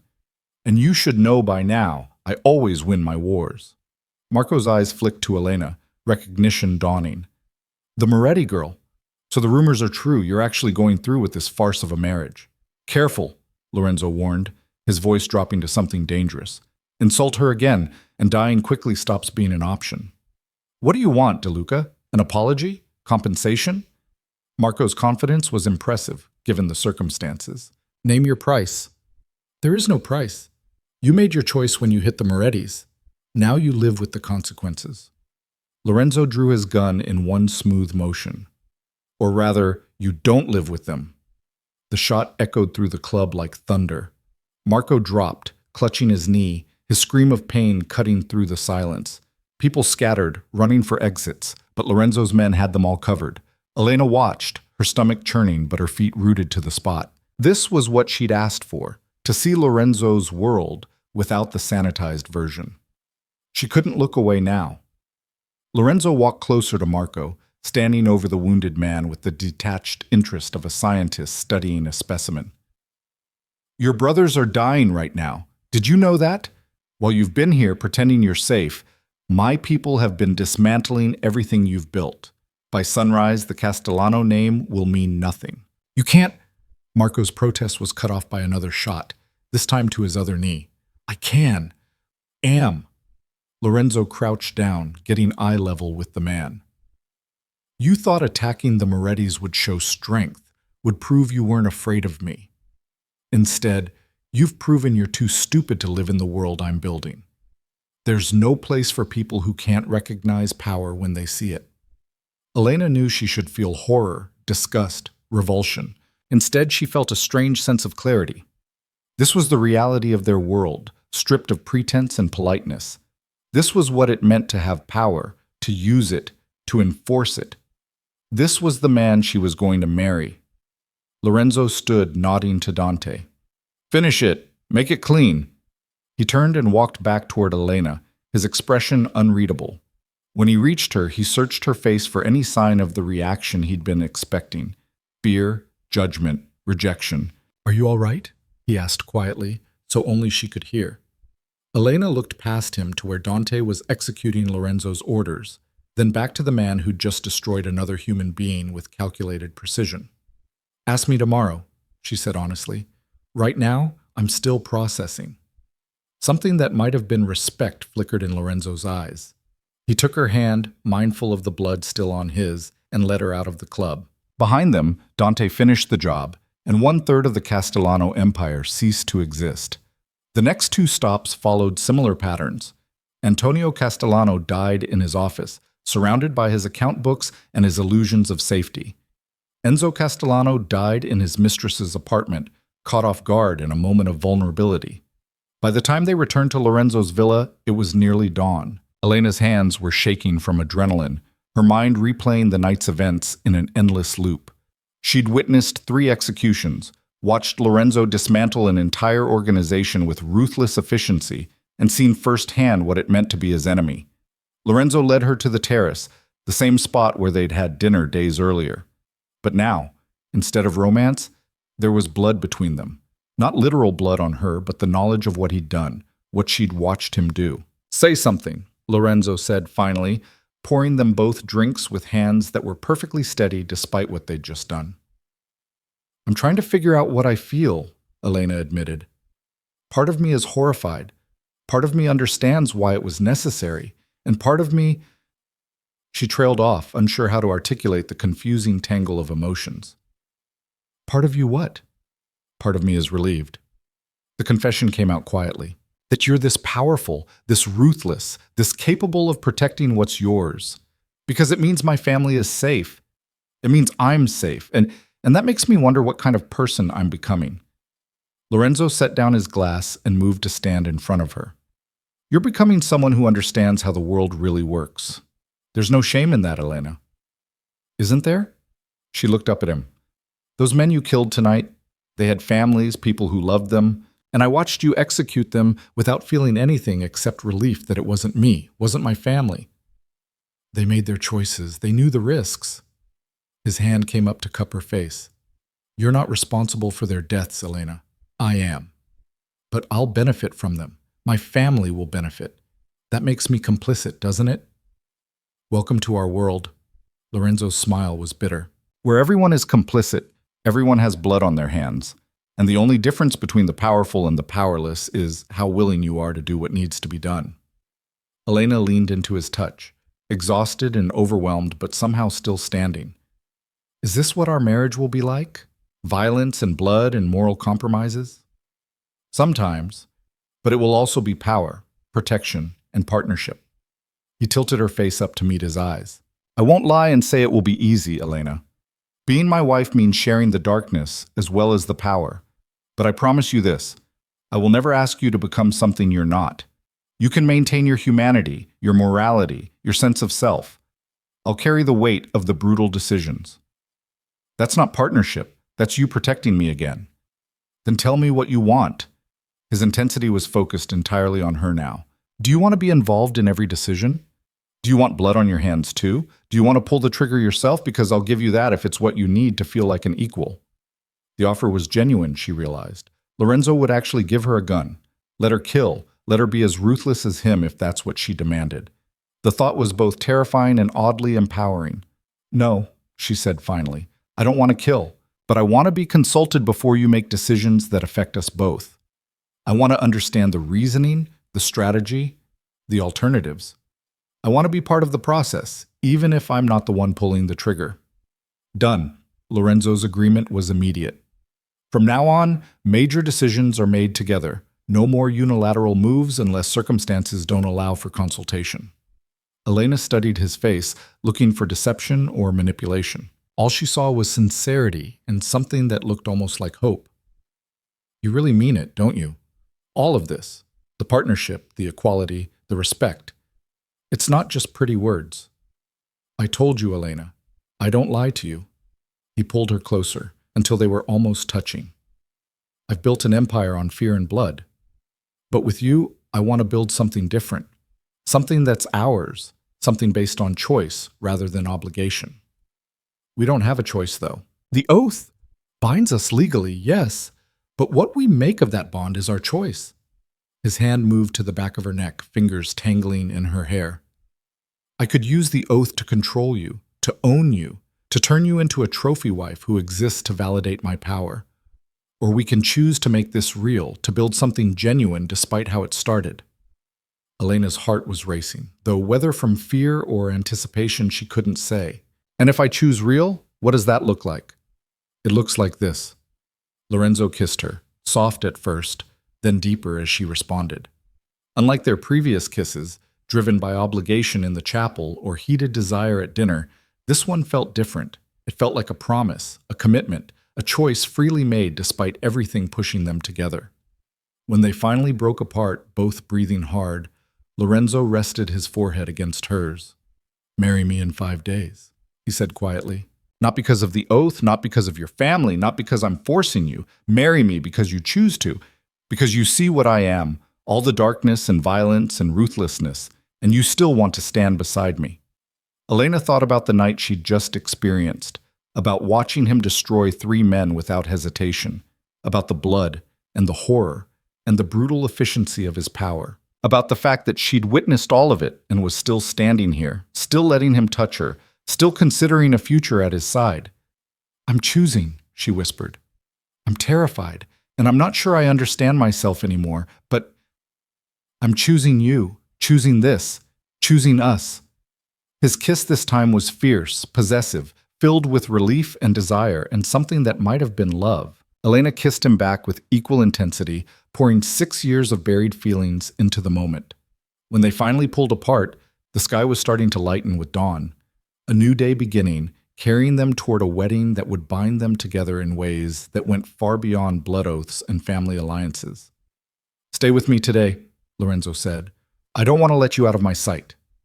Elena should have refused, should have insisted on space, on time to process everything. But the thought of leaving, of being alone with her thoughts and doubts, was unbearable. Okay, she agreed, but I need to call my mother, let her know I'm safe. Of course. Lorenzo handed her his phone. Tell her whatever you need to. Elena made the call, assuring her mother she was fine, that she'd be home later. Isabella asked no questions, understanding that some things were better left unspoken. The rest of the day passed in a strange limbo. Lorenzo had business to attend to, consolidating the gains from the night's operation, ensuring the Castellano Empire was properly absorbed into his own. But he kept Elena with him, letting her observe, asking her opinion on decisions, treating her like the partner he'd promised she would be. By evening, Elena felt like she'd aged years in a single day. She'd seen and understood more about their world than she ever had before. She'd watched her future husband operate at the highest levels of power and violence. She'd made peace with the darkness she was choosing to embrace. And most surprisingly, she'd realized something fundamental. She was stronger than she'd thought. Strong enough to witness horror without breaking. Strong enough to accept the reality of their world without losing herself. Strong enough to stand beside Lorenzo as his equal, not despite what he was, but with full awareness of it. When he finally took her home that evening, Lorenzo walked her to the door himself, something he'd never done before. 5 days, he said quietly, brushing a strand of hair from her face. Then you're mine forever. No more doubts, no more second-guessing, just us, building our empire together. 5 days, Elena agreed. And Lorenzo? Thank you for showing me the truth, all of it. Even the ugly parts? Especially the ugly parts. I needed to see them to make an informed choice. His smile was slight, but genuine. You're unlike anyone I've ever known, Elena Moretti. I'm going to spend the rest of my life figuring out whether I deserve you. You don't, she said bluntly, but I'm choosing you anyway. Lorenzo laughed, the sound surprising and warm. Fair enough. He kissed her one more time, gentle and promising, then watched as she went inside. Elena closed the door behind her and leaned against it, finally allowing herself to feel the full weight of exhaustion. Her father appeared from the library, questions in his eyes. The Castellanos? He asked. Gone. Lorenzo destroyed them.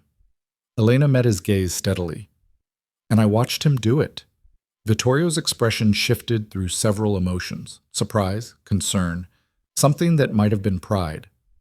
And I'm still going to marry him, but I'm going into it with my eyes wide open, knowing exactly what kind of man he is and what our life together will look like. Her father nodded slowly. You've grown up, Elena, faster than I wanted, but perhaps exactly when you needed to. The world doesn't wait for us to be ready, Papa. You taught me that. I did. I just wish I'd taught you in a way that didn't require you to witness. He trailed off, unable or unwilling to finish the sentence. Murder? Elena supplied. That's what it was, Papa. Lorenzo murdered 3 men tonight to protect our family and cement his power. And tomorrow when the news spreads, every family in Europe will know that crossing the Morettis means facing his wrath. You sound almost approving. I'm being realistic. This is our world. This is how power works. Pretending otherwise would be childish. Vittorio studied his daughter for a long moment, then pulled her into a tight embrace. I'm sorry, cara mia. Sorry that you had to grow up this way. Sorry that I couldn't protect you from this darkness. Elena hugged him back, feeling the love and regret in his grip. You did protect me, Papa, for as long as you could. But now I need to be strong enough to protect myself. And Lorenzo is teaching me how. When they finally pulled apart, Elena saw tears in her father's eyes, something she'd witnessed perhaps twice in her entire life. He loves you, you know, Vittorio said quietly. Lorenzo. For all his darkness, all his violence, he genuinely loves you. I can see it in the way he looks at you, the lengths he's willing to go to protect you. I know. Elena managed a tired smile. The question is whether love is enough when it's built on blood and fear. In our world, it might be all we have. Elena went to bed that night with her father's words echoing in her mind. 5 days until the wedding. 5 days until she irrevocably bound herself to Lorenzo De Luca and everything he represented. But as she drifted off to sleep, She realized the binding had already happened. Somewhere between the chapel and the club, between witnessing violence and choosing partnership, she'd crossed a line she could never uncross. She wasn't the girl who'd made a blood oath at 17, believing in fairy tales and happy endings. She was a woman who'd looked into the darkness and decided to embrace it, to make it her own, to turn it into power. And in 5 days, she would stand beside the most dangerous man in Europe and promise him forever. Not because she had to, because she chose to. The morning of the 4th day before the wedding arrived with unexpected violence. Elena woke to the sound of shouting downstairs, followed by the unmistakable crack of gunfire. She was out of bed instantly, her heart hammering as she grabbed the phone Lorenzo had given her and pressed the emergency contact. He answered before the first ring finished. "Elena, where are you?" "My room. Someone's in the house. Stay there, lock the door. I'm 10 minutes away." His voice was deadly calm, the kind of calm that came before a storm. "Dante and your security detail should already be moving." More gunshots echoed through the estate, closer now. Elena locked her bedroom door and grabbed the small pistol her father had given her years ago, kept in her nightstand for emergencies. Her hands were steady as she checked the magazine, muscle memory from countless training sessions taking over. The doorknob rattled. Elena aimed the gun at the door, her finger resting lightly on the trigger. "Miss Moretti, it's Sophia. Open the door." Elena recognized the voice of her assigned bodyguard and quickly unlocked the door. Sophia entered, blood splattered across her tactical vest, her expression grim. "We have a breach. 4 hostiles, possibly more. They came in through the service entrance." Sophia moved to the window, scanning the grounds. "Mr. DeLuca's men are 3 minutes out, but we need to move you to the safe room now." "My family, your father and mother are already secure. Your brothers are with Marco." Sophia turned back to Elena. "We need to go, now." They moved through the hallway, Sophia leading with her weapon raised. Elena stayed close, her own gun ready, every nerve on high alert. They'd almost reached the safe room when a man stepped out from one of the guest bedrooms, his gun already rising. Sophia fired first. 2 shots, center mass, and the man dropped. But not before Elena saw his face, recognized the tattoo on his neck, a distinctive mark she'd seen just days ago in Lorenzo's intelligence files. "He's Castellano," Elena said, her voice tight. "One of the soldiers who wasn't with the brothers that night." "Then this is retaliation." Sophia keyed her radio. "All units, be advised. Attackers are Castellano remnants. Assume they're here for revenge." They reached the safe room, a reinforced space built into the estate's foundation. Inside, Elena found her parents and her 2 younger brothers, Marco standing guard with 2 other security personnel. "Elena, thank heaven!" Isabetta pulled her daughter into a tight embrace. "Are you hurt?" "I'm fine, Mama." Elena pulled back, looking to her father. "How many?" "At least 6 that we know of." Vittorio's expression was thunderous. "They killed 2 of our people at the gate, wounded 3 more inside. This is a suicide mission. They know they won't make it out alive." Which meant they were here for one purpose, to hurt Lorenzo by killing Elena before the wedding. It was desperate, stupid, and exactly the kind of move people made when they had nothing left to lose. The sound of more gunfire filtered down to the safe room, followed by controlled bursts that Elena recognized as professional engagement. Lorenzo's people had arrived. The violence lasted another 5 minutes, an eternity compressed into gunshots and shouted commands.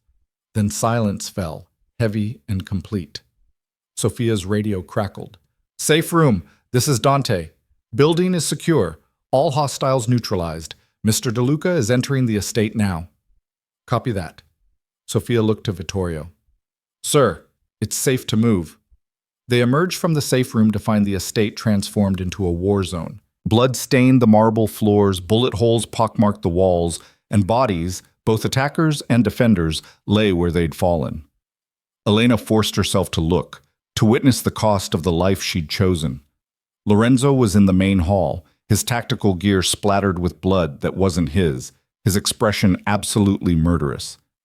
When he saw Elena, something shifted in his eyes, relief warring with fury. He crossed to her in 3 strides and pulled her against him, one hand cradling the back of her head. "You're not hurt?" "I'm fine." Sophia protected me. He released her just enough to inspect her face, her arms, checking for injuries with hands that trembled slightly.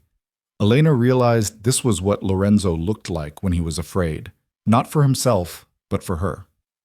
"How many?" he asked Dante, his voice returning to that deadly calm. 6 attackers. All dead. We lost 2 of the Moretti guards, 3 wounded. Dante's expression was grim. They were Castellanos soldiers, the ones who weren't with the brothers during our operation. They should have run, Lorenzo said quietly. Should have disappeared, started over somewhere I'd never find them. Instead, they came here, attacked her, and now they're dead. He looked at the bodies being removed from the estate. Stupid, wasteful, pointless. They wanted revenge, Elena said. For their bosses, for their organization. They knew they'd die, but they wanted to hurt you first. Lorenzo's eyes snapped to hers. And they almost succeeded. The accusation in his voice stung. I was protected. I followed protocol. I'm alive. Barely. If Sophia had been half a second slower. He stopped, his jaw working. This is my fault. I should have anticipated this. Should have eliminated every Castellano soldier, not just the leadership. You can't kill everyone who might be a threat, Lorenzo. That's not strategy. It's paranoia. In our world, paranoia keeps you alive. He turned to Vittorio. With your permission, I'm moving Elena to my villa for the remaining days before the wedding. My security is better. My system's more comprehensive. She'll be safer there. Elena opened her mouth to argue, but her father spoke first. Agreed. Take her. Keep her safe. Papa, Elena, this isn't up for debate. Vittorio's voice was firm. They came into our home, killed our people, tried to take you from us. Lorenzo's right. You'll be safer with him. It rankled being discussed like property to be moved for safekeeping. But Elena also understood the logic. Lorenzo's villa was a fortress, his security military grade. If the remaining Castellano soldiers wanted to make another attempt, they'd find it much harder to breach his defenses. Fine, she conceded. But I need to pack. Already being handled. Lorenzo nodded to Sophia. Your things will be at the villa within the hour. Right now, we're leaving. The longer we stay here, the more risk we take. He was right, and Elena hated it. Hated being rushed, being protected, being treated like something fragile that needed constant guarding. But she also remembered the fear she'd felt hearing gunshots, the cold calculation required to aim her gun at the door, the bodies littering her family home. This was the reality of their world, and fighting it would be both pointless and dangerous. The drive to Lorenzo's villa was tense, their convoy moving fast through Milan's morning traffic. Elena sat pressed against Lorenzo's side, his arm around her shoulders, his other hand resting on the gun at his hip. He didn't speak. His attention focused entirely on their surroundings, scanning for threats. Only when they were safely inside his gates, past multiple security checkpoints, did he finally relax slightly. I'm sorry, he said quietly as they entered the villa, for what you witnessed this morning, for putting you in that position. You didn't put me there. The Castellanos did. Elena turned to face him. And I handled it, Lorenzo. I didn't panic, didn't freeze. I did what needed to be done. You shouldn't have to do what needs to be done. You should be planning a wedding, excited about your future, not locked in a safe room while people die in your family home. Elena caught his face between her hands, forcing him to look at her. Stop trying to protect me from reality. This is our reality. I accepted that when I agreed to marry you. Accepting it and living it are different things. Then let me live it. She held his gaze. Let me be strong enough to stand beside you, even when that means facing danger. Especially when that means facing danger. Lorenzo's hands came up to cover hers, his expression complex. I built this empire so I could protect you, but what's the point of all this power if I can't keep you safe? You did keep me safe. Your security protocols worked. Sophia was exactly where she needed to be. The response was immediate and effective. Elena's voice softened. You can't eliminate every risk, Lorenzo. All you can do is prepare for it and respond when it happens. That's what you did today. He pulled her close, burying his face in her hair. Elena felt the tension in his body, the barely controlled fear that he'd almost lost her. She wrapped her arms around him, offering comfort and strength in equal measure. 3 more days, Lorenzo murmured against her hair. 3 more days and you'll be my wife. Then I can stop worrying about someone taking you away from me. The wedding won't change the threats we face. No, but it will make it clear to everyone that you're under my protection, that attacking you means declaring war on me personally. His arms tightened around her. Right now, you're still technically a Moretti, but once you're Elena De Luca, the calculation changes. The consequences become absolute. Elena hadn't considered that aspect, that being Lorenzo's wife would actually make her safer in some ways, even as it exposed her to new dangers. The logic was twisted but sound, another example of how their world operated on rules that made sense only within its own context. They spent the rest of the morning in Lorenzo's operations room while he coordinated the response to the attack. Elena watched him work, saw the methodical way he tracked down every remaining Castellano soldier, every potential threat, every loose end that could come back to hurt them. By noon, it was done. The last of the Castellano organization had been eliminated, their assets seized, their allies warned that any retaliation would be met with overwhelming force. It was brutal, efficient, and absolute. Is it always like this? Elena asked as Lorenzo finally shut down the monitors. Someone threatens you, you destroy them completely? Yes. He didn't sugarcoat it. Partial measures create ongoing problems. Mercy is seen as weakness. The only way to maintain power in our world is to make the cost of crossing you so high that most people won't even consider it. And the ones who do consider it end up like the Castellanos. Lorenzo poured them both drinks, the amber liquid catching the afternoon light. I know it seems harsh, Elena, disproportionate even, but it's necessary. Every enemy I leave alive is a threat that could come back, could hurt you, could destroy what we're building. Elena accepted the glass, thinking about the bodies at her family estate, about the men who died trying to kill her. Do you ever regret it? The violence, the death? I regret the necessity of it. I regret living in a world where this is required. Lorenzo sat beside her on the leather sofa. But do I regret the specific acts? No. Every person I've killed, every organization I've destroyed, every violent decision I've made, they were all necessary to protect what's mine. And I'm yours now. You've always been mine, Elena. From the moment we made that first oath, his hand found hers, fingers intertwining. The only thing that's changed is that you've finally accepted it. Before Elena could respond, her phone buzzed with a message from her mother. She read it and felt her stomach drop. What is it? Lorenzo asked, reading her expression. Valentina Russo. Elena showed him the message. She's requested a meeting with me, tomorrow afternoon at a cafe in the city center.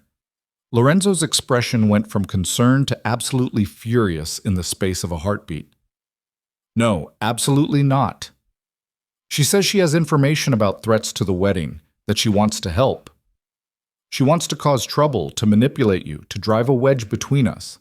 Lorenzo took the phone, reading the message himself. Valentina is dangerous, Elena. Not because she's violent. She's not. But because she's smart and vindictive and she knows exactly how to exploit people's insecurities. Then come with me. We'll meet her together. That's what she wants, to see us, to measure our relationship, to find weaknesses she can exploit later. Lorenzo handed back the phone. Ignore her. She has no information worth hearing. Elena studied him, seeing the tension in his shoulders, the hard line of his jaw. You're afraid of her. I'm not afraid of her. I'm afraid of what she might tell you, what poison she might plant in your mind. What could she possibly tell me that would change anything at this point? Elena kept her voice calm, reasonable. Lorenzo, I've watched you kill 3 men in cold blood. I've witnessed your violence, your ruthlessness, your absolute lack of mercy. What could Valentina say that would be worse than what I've already seen?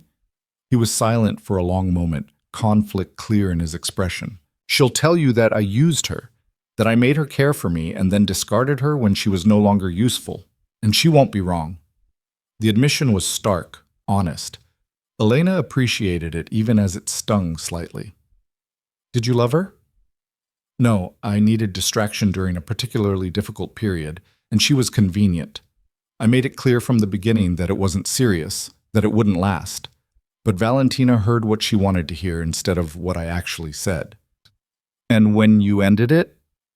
She tried to blackmail me, threatened to expose certain business dealings unless I made her my official partner. Lorenzo's smile was bitter. I don't respond well to blackmail. I made sure she understood that threatening me was a mistake, and I haven't heard from her since. Until now. Elena processed this, fitting it into the larger picture of who Lorenzo was. He used people, discarded them when they were no longer useful, and responded to threats with overwhelming force. None of this was particularly surprising given everything else she knew about him. I want to meet her, Elena said finally. Not because I think she has valuable information, and not because I'm looking for reasons to doubt you, but because I want to understand every part of your past, including the parts you're not proud of. Elena, you promised me truth, Lorenzo. No more secrets. That includes the truths that make you uncomfortable. She held his gaze. I'm going to meet Valentina tomorrow. You can come with me, or I can go alone. But I'm going. The standoff lasted several heartbeats. Elena could see Lorenzo calculating, weighing his options, trying to find a way to control the situation. Finally, he nodded. We go together, and we go armed and with full security. His expression was stern. Valentina is unpredictable. I don't trust her, and I won't risk her doing something desperate. Agreed. They spent the rest of the afternoon and evening in a strange domestic routine. Lorenzo had business calls to make, contracts to review, operations to oversee. Elena watched, occasionally offering input, learning the rhythms of his empire. It was surprisingly comfortable, this partnership they were building, even amid the violence and danger. Dinner was quiet, both of them processing the day's events. When Lorenzo suggested Elena sleep in the master suite rather than the guest room she'd been using, she agreed without hesitation. Not because she was ready to sleep with him, that line remained uncrossed, but because after the morning's attack, she didn't want to be alone.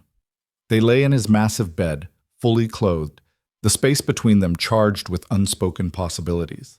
Lorenzo stayed on his side, respecting her boundaries even as his eyes tracked her every movement. Tell me about her, Elena said into the darkness. About Valentina. I want to know what to expect tomorrow. Lorenzo was silent for so long she thought he might refuse. Then he spoke, his voice low and measured. Valentina is brilliant. She has a law degree from Oxford, speaks 6 languages, and can read people better than anyone I've ever met. She came to work for me 3 years ago, handling legal structures for our more complex operations. And you started sleeping with her? Yes. It was physical, convenient, stress relief during a period when I was expanding into Eastern Europe and dealing with constant threats. He paused. I was clear with her from the beginning. I told her I couldn't offer more than what we had, that my heart was already claimed even if the woman who claimed it didn't know it. Elena's breath caught. You told her about me? Not in detail, just that there was someone, that there had always been someone, and that nothing and no one could change that. Lorenzo turned to face her in the darkness. Valentina accepted it at first, or she pretended to. But over time, she started pushing for more, wanted to meet my associates, attend important meetings, be seen as my partner rather than just someone I slept with. And when you refused? She threatened me, said she'd gathered evidence of illegal activities, that she'd go to authorities unless I made our relationship official. His voice hardened. I don't tolerate blackmail, Elena. Not from enemies, and especially not from people I've trusted. What did you do to her? I showed her what happens when people threaten me. I didn't hurt her physically. I didn't need to. I simply demonstrated that any evidence she thought she had was useless, that every authority she might go to was either on my payroll or too afraid to act, and that her family, who she cares about deeply, would pay the price for her mistakes. Elena absorbed this, understanding the implicit threat. Lorenzo had made it clear that betraying him would result in her family suffering. It was ruthless, effective, and exactly the kind of coercion she'd expect from him. Do you think she'll try something tomorrow? Some kind of revenge? I think she'll try to hurt me by hurting you, whether that means telling you things designed to make you doubt me, or simply trying to create conflict between us. Lorenzo reached across the space between them, his hand finding hers. But I also think she underestimates you. She assumes you're naive, that you don't understand what you're getting into by marrying me. She doesn't realize you've already seen the worst of me and chosen to stay. Elena laced her fingers through his, the gesture intimate despite their physical distance. I have seen the worst of you, haven't I? Or is there something darker still? There's always something darker, Elena. I've done things I'll never tell you about, things that would give you nightmares. But you've seen enough to understand what kind of man I am. The specifics don't matter. She thought about this, about the violence she'd witnessed, and the violence she could only imagine. And you'll keep doing these things? After we're married, you'll continue to kill, to threaten, to destroy anyone who crosses you? Yes. He didn't hesitate, didn't try to soften it. That's who I am, Elena. If you're looking for redemption, for me to become someone gentler because of your love, you'll be disappointed. I am what I am. I'm not looking for redemption. Elena turned to face him, their faces inches apart in the darkness. I'm just trying to understand where the lines are. What I'm accepting, what I'm complicit in, what I can live with. And can you live with it? She thought about the question seriously, examining her feelings honestly. Could she live with being married to a man who killed without hesitation? Who built his empire on fear and violence? Who would never be anything other than dangerous? I think so, she said finally. As long as you're honest with me. As long as you don't make me complicit in things I can't accept. As long as we're partners in this, making decisions together rather than you simply telling me how things will be. Those terms are acceptable. Lorenzo moved closer until they were sharing the same pillow. I meant what I said, Elena. I want a partner, an equal. Someone strong enough to stand beside me and smart enough to tell me when I'm wrong. You're the only person who could ever be that for me. Elena wanted to kiss him, wanted to close the distance and lose herself in the heat between them. But she also wanted to wait, wanted their wedding night to mean something beyond obligation and necessity. 3 more days, she whispered. Then I'm yours completely. Can you wait that long? Lorenzo's smile was slight, understanding. I've waited 6 years. 3 more days won't kill me. But then his expression turned serious. Though I'm warning you now, once we're married, once you're officially mine, I'm not holding back anymore. All this restraint, this careful distance I've been maintaining, it ends the moment you become Elena DeLuca. The promise sent heat through her veins, anticipation and nervousness mixing in equal measure. I'll hold you to that. They fell asleep like that, facing each other in the darkness, hands intertwined, separated by nothing but air and the last few days of their engagement. Elena's last thought before sleep claimed her was that this felt more intimate than anything they'd done so far. This quiet trust, this vulnerable proximity, this choice to be close without giving in to the desire that burned between them. Morning came too quickly, bringing with it the reality of Valentina Russo and whatever poison she intended to spread. Elena dressed carefully in tailored pants and a silk blouse, armor disguised as elegance. Lorenzo wore one of his perfectly cut suits, looking every inch the dangerous crime lord he was. The cafe was neutral territory, public enough to discourage violence, but private enough for honest conversation. Lorenzo's security team arrived first, sweeping the location and establishing positions. By the time Elena and Lorenzo entered, every exit was covered and every potential threat identified. Valentina was already seated at a corner table, and Elena felt a jolt of recognition despite never having seen the woman before. She was beautiful in a sharp, calculated way, auburn hair pulled back in a severe bun, green eyes that missed nothing, a smile that held no warmth. Lorenzo. Valentina's voice was cultured, controlled. And this must be the famous Elena Moretti, or should I say, the soon-to-be Elena DeLuca. Valentina. Lorenzo's tone was arctic. You requested this meeting. Say what you came to say. So direct. You never did have patience for social niceties. Valentina's eyes moved to Elena, assessing and calculating. Please sit. I promise I won't bite. At least not immediately. Elena sat across from her, Lorenzo beside her, his body positioned protectively, even as he maintained an air of casual control. I'll be frank, Valentina began, her fingers tracing the rim of her coffee cup.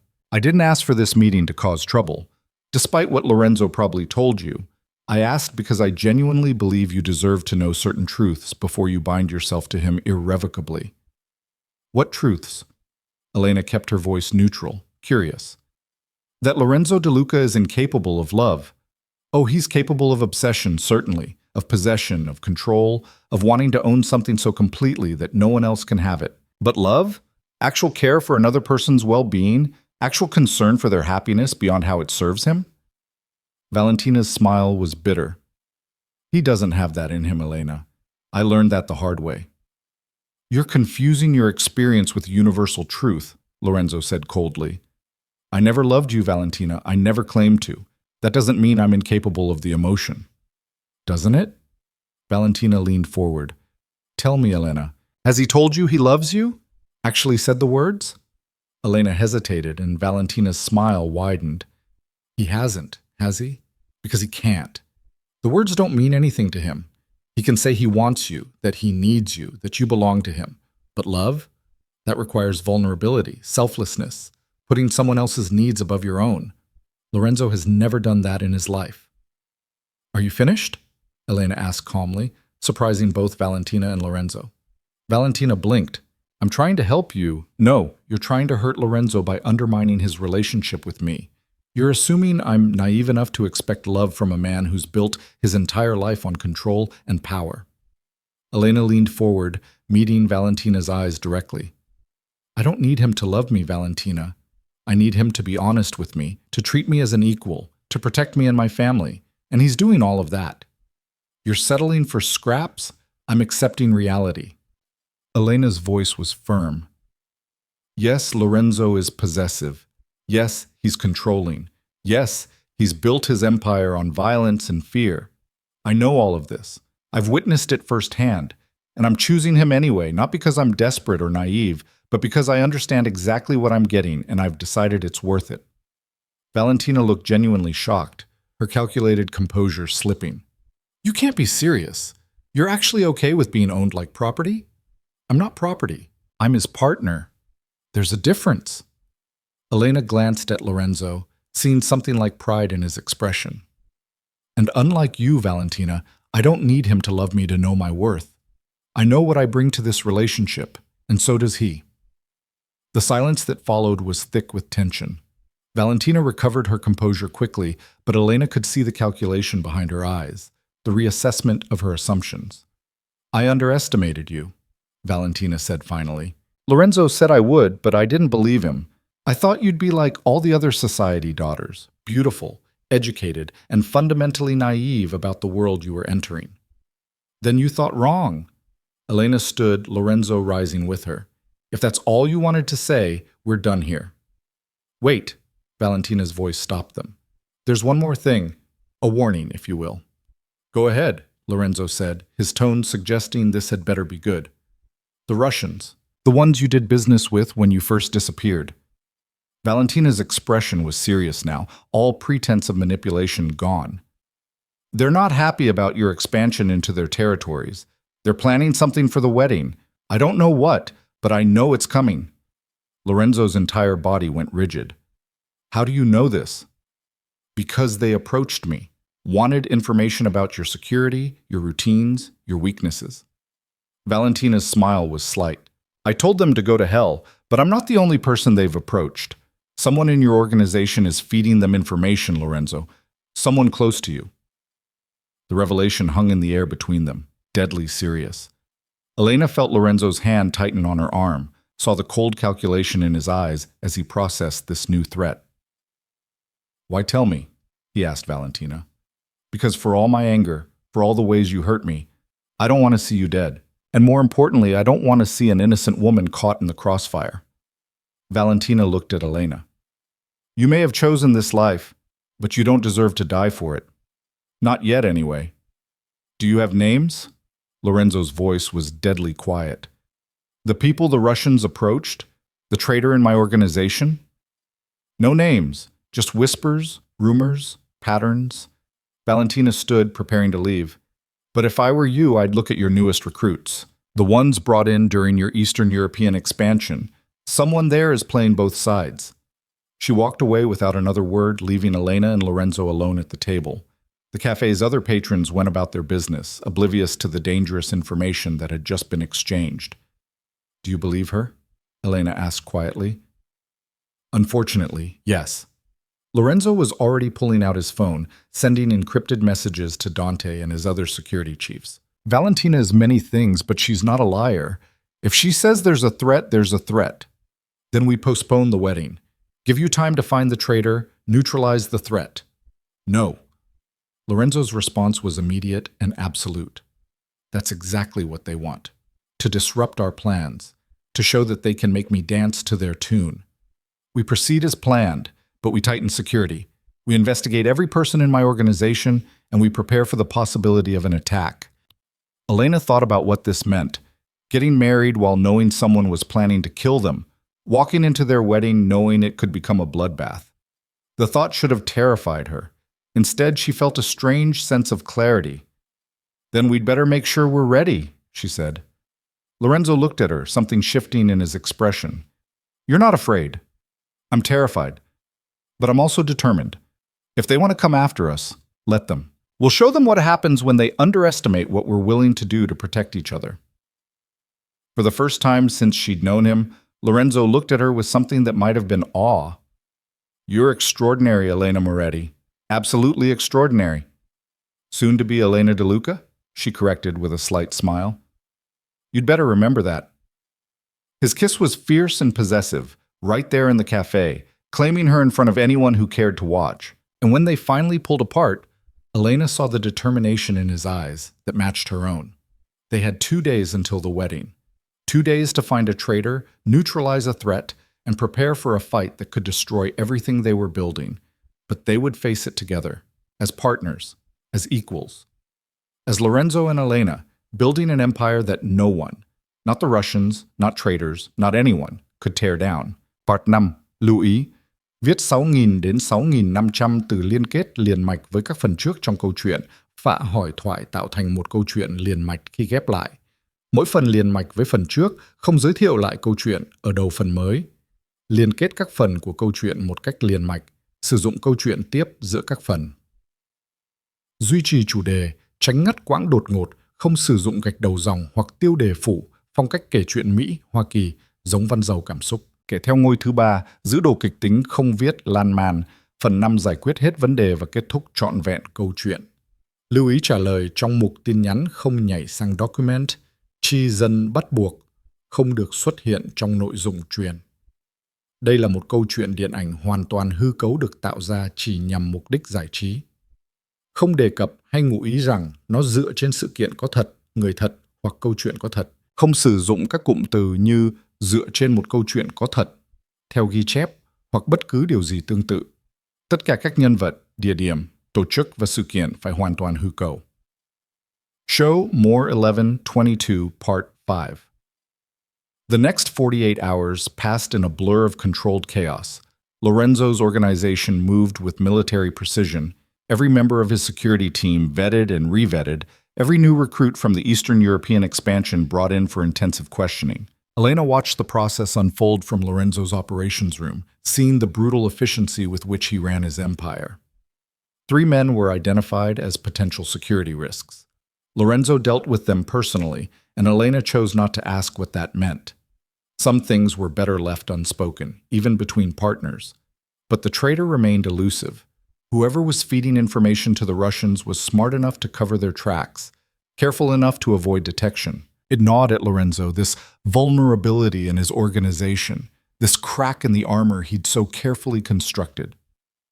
We're running out of time, Dante said on the morning of the wedding, his expression grim. The ceremony is in 8 hours, and we still don't know who's compromised. Lorenzo stood at the windows of his operations room, watching the sun rise over Milan. He hadn't slept in 2 days, running on coffee and controlled fury. Elena had barely left his side, learning the intricacies of threat assessment and security protocols, proving herself as capable as any of his trained operatives. Then we assume everyone is compromised, Lorenzo said finally. We trust no one except the core team, Dante, Sofia, Marco, and the people who've been with me from the beginning. Everyone else is a potential threat. That's going to make the wedding interesting, Elena observed from where she sat reviewing security footage. Half your organization thinking you don't trust them. I don't trust them. Not right now. Lorenzo turned to face her, and she saw the exhaustion in his eyes. the weight of responsibility he carried. But we're not canceling. We're not postponing. We proceed exactly as planned, and we dare them to make their move. Elena stood and crossed to him, aware of Dante and the others watching. She didn't care. Lorenzo needed to know she was with him, that she wasn't afraid. Then let's give them a wedding they'll never forget, she said quietly, her hand finding his. One way or another. His fingers tightened around hers, and for a moment they stood there in silence, drawing strength from each other. Then Lorenzo straightened, the exhaustion falling away as he shifted into the persona of the most dangerous man in Europe. Dante, I want security tripled at the chapel. No one enters without being personally cleared by you. Sophia, you stay with Elena at all times.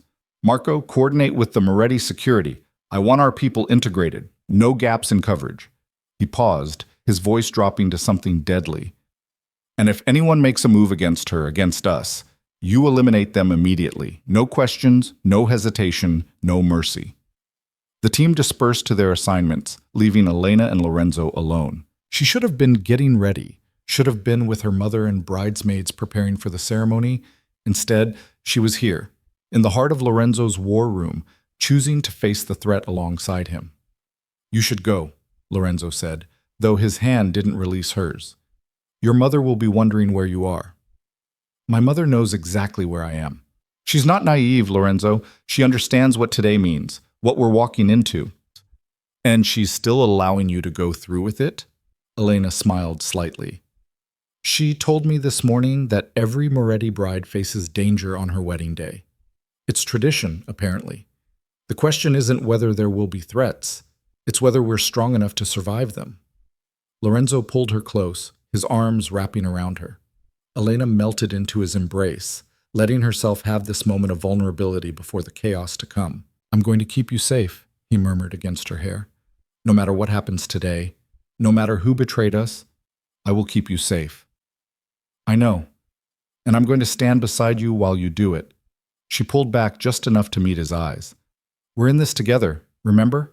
Partners. Equals. Partners, he agreed, then kissed her with a gentleness that contrasted sharply with the violence they were preparing for. When they finally separated, both were breathing harder. Go, get ready, become the most beautiful bride Milan has ever seen, and then marry me, Elena. Make this real. She left him there, surrounded by monitors and weapons and the weight of his empire, and made her way to the villa's guest wing where her mother and bridesmaids were waiting. The transition from war room to bridal suite was jarring, from tactical discussions to champagne and laughter. But Elena navigated both worlds now, comfortable in the dichotomy of her existence. Her wedding dress was a masterpiece, ivory silk that flowed like water, elegant and understated, with a high neck and long sleeves that somehow made it more sensual than any low-cut gown could have been. Her mother helped her into it, fingers nimble with the delicate buttons running down the back. You look like a queen, Isabella said softly, her eyes bright with tears. Strong and beautiful, and absolutely fearless. I'm terrified, Mama. Elena met her mother's eyes in the mirror. But I'm also ready. Is that strange? That's exactly how I felt on my wedding day. Isabella adjusted Elena's veil, the delicate lace framing her face perfectly. Your father and I married during a war between families. Half the guests were armed, the other half were spies. I walked down that aisle knowing I might not survive to the reception. What did you do? I held my head high and I married him anyway. Because sometimes the strongest thing you can do is show your enemies that they can't make you afraid. Isabella turned Elena to face her. You love him, don't you? Lorenzo. Despite everything, despite the darkness and the violence. Elena considered denying it, maintaining the fiction that this was purely strategic, but her mother deserved honesty. I think I do. Or I'm starting to. I'm not sure I can separate love from necessity at this point. They're too tangled together. She took a shaky breath. Is that enough? To build a marriage on? It's more than most people in our world have. Isabella cupped Elena's face. And if you're lucky, if you're smart and strong and willing to fight for it, that tangle of love and necessity can become something real, something worth having. A knock at the door interrupted them. Sophia entered, her expression professional but her eyes soft as she took in Elena's appearance. You look stunning, Miss Moretti. The cars are ready when you are. Elena took one last look at herself in the mirror, at the woman she'd become in the weeks since Lorenzo had returned. She barely recognized herself, this person who could watch executions without flinching, who could sit in war rooms and offer tactical advice, who could marry the most dangerous man in Europe and call it a choice.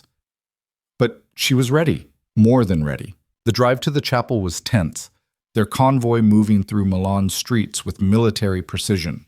Elena sat between her mother and Sophia, hyper-aware of the armed escorts surrounding them, of the weapons concealed beneath elegant clothing, of the constant communication through earpieces.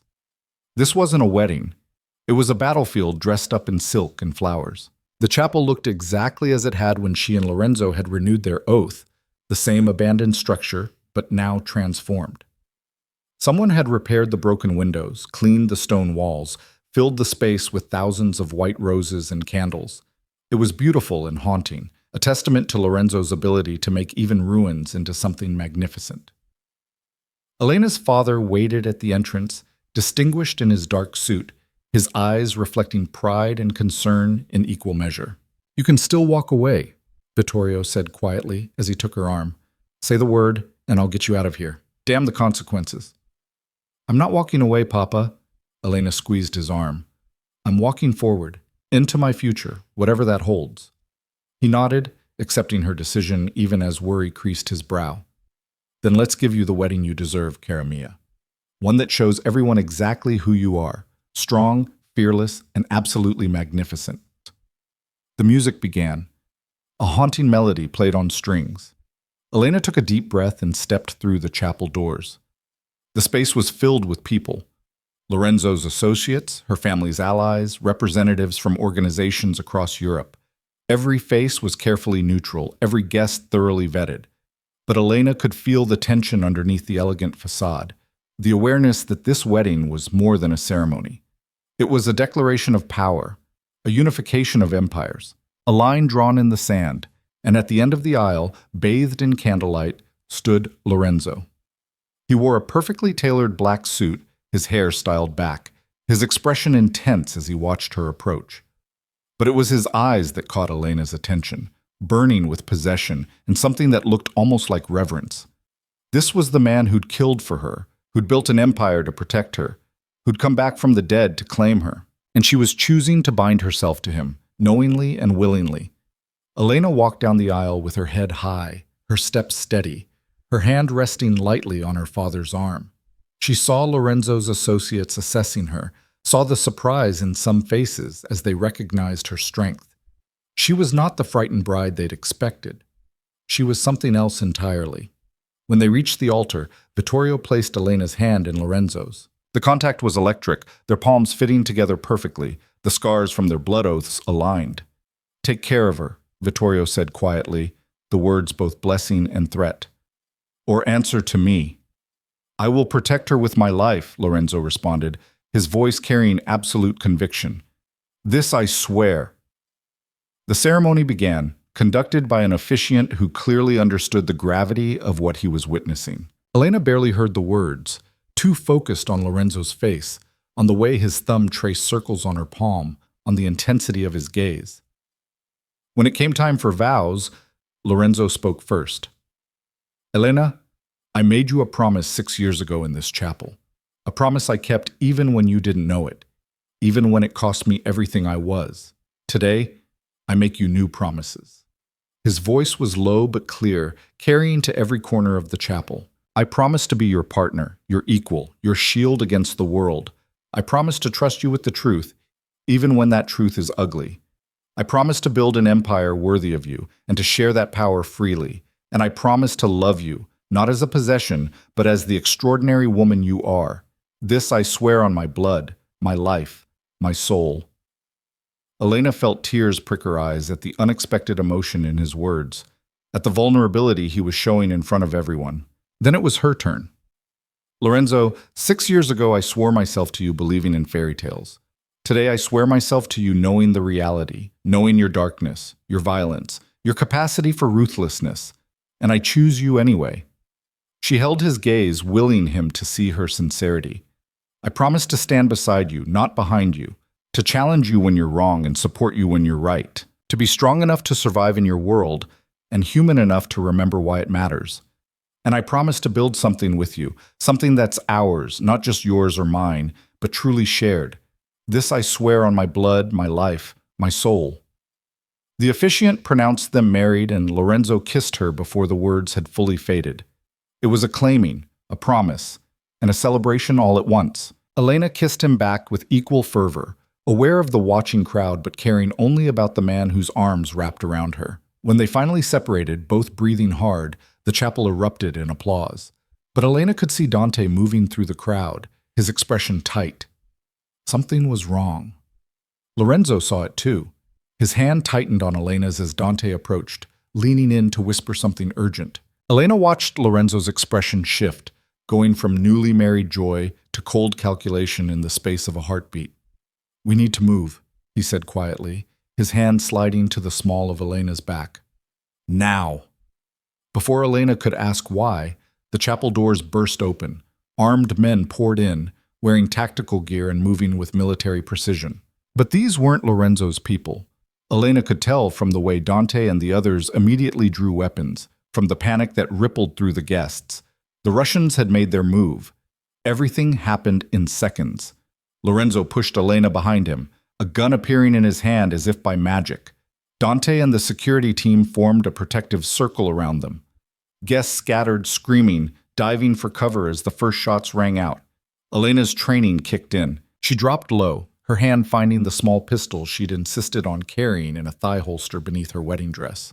The absurdity of being armed at her own wedding didn't escape her, but she was grateful for the foresight. "The back exit!" Lorenzo shouted over the chaos, returning fire with controlled precision. "Sofia, get Elena out!" "I'm not leaving you," Elena shouted back, her own gun raised even as Sofia tried to pull her away. "Elena, this isn't the time. We're partners, remember?" She met his eyes, seeing the fear and fury there. "I'm not running while you fight my battles. We do this together or not at all."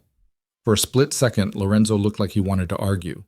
Then something shifted in his expression, acceptance warring with terror. "Stay behind me, follow my lead, and if I say run, you run." Agreed. They moved as a unit, Lorenzo and his core team creating a protective formation around Elena as they fought their way toward the back exit. The Russians had numbers, but Lorenzo's people had training and motivation. Each shot was carefully placed, each movement coordinated. Elena fired twice, both shots finding their targets. She'd been trained since childhood to shoot, and muscle memory took over. She felt Lorenzo's surprise, his quick reassessment of her capabilities. They were almost to the exit when Elena saw him, a man in Russian tactical gear, but with a radio earpiece that matched Lorenzo's team.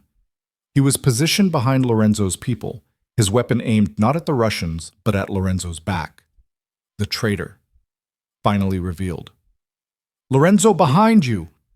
Elena's scream cut through the chaos. Lorenzo spun, but he was too slow. The traitor's finger was already on the trigger, his aim perfect. Elena moved without thinking. She threw herself forward, her body colliding with Lorenzo's, pushing him aside. She felt the impact of the bullet, felt the hot spike of pain as it caught her shoulder instead of Lorenzo's heart. Everything went into slow motion, Lorenzo's face transforming from battle-focused to horrified. Dante putting 2 bullets in the traitor's chest.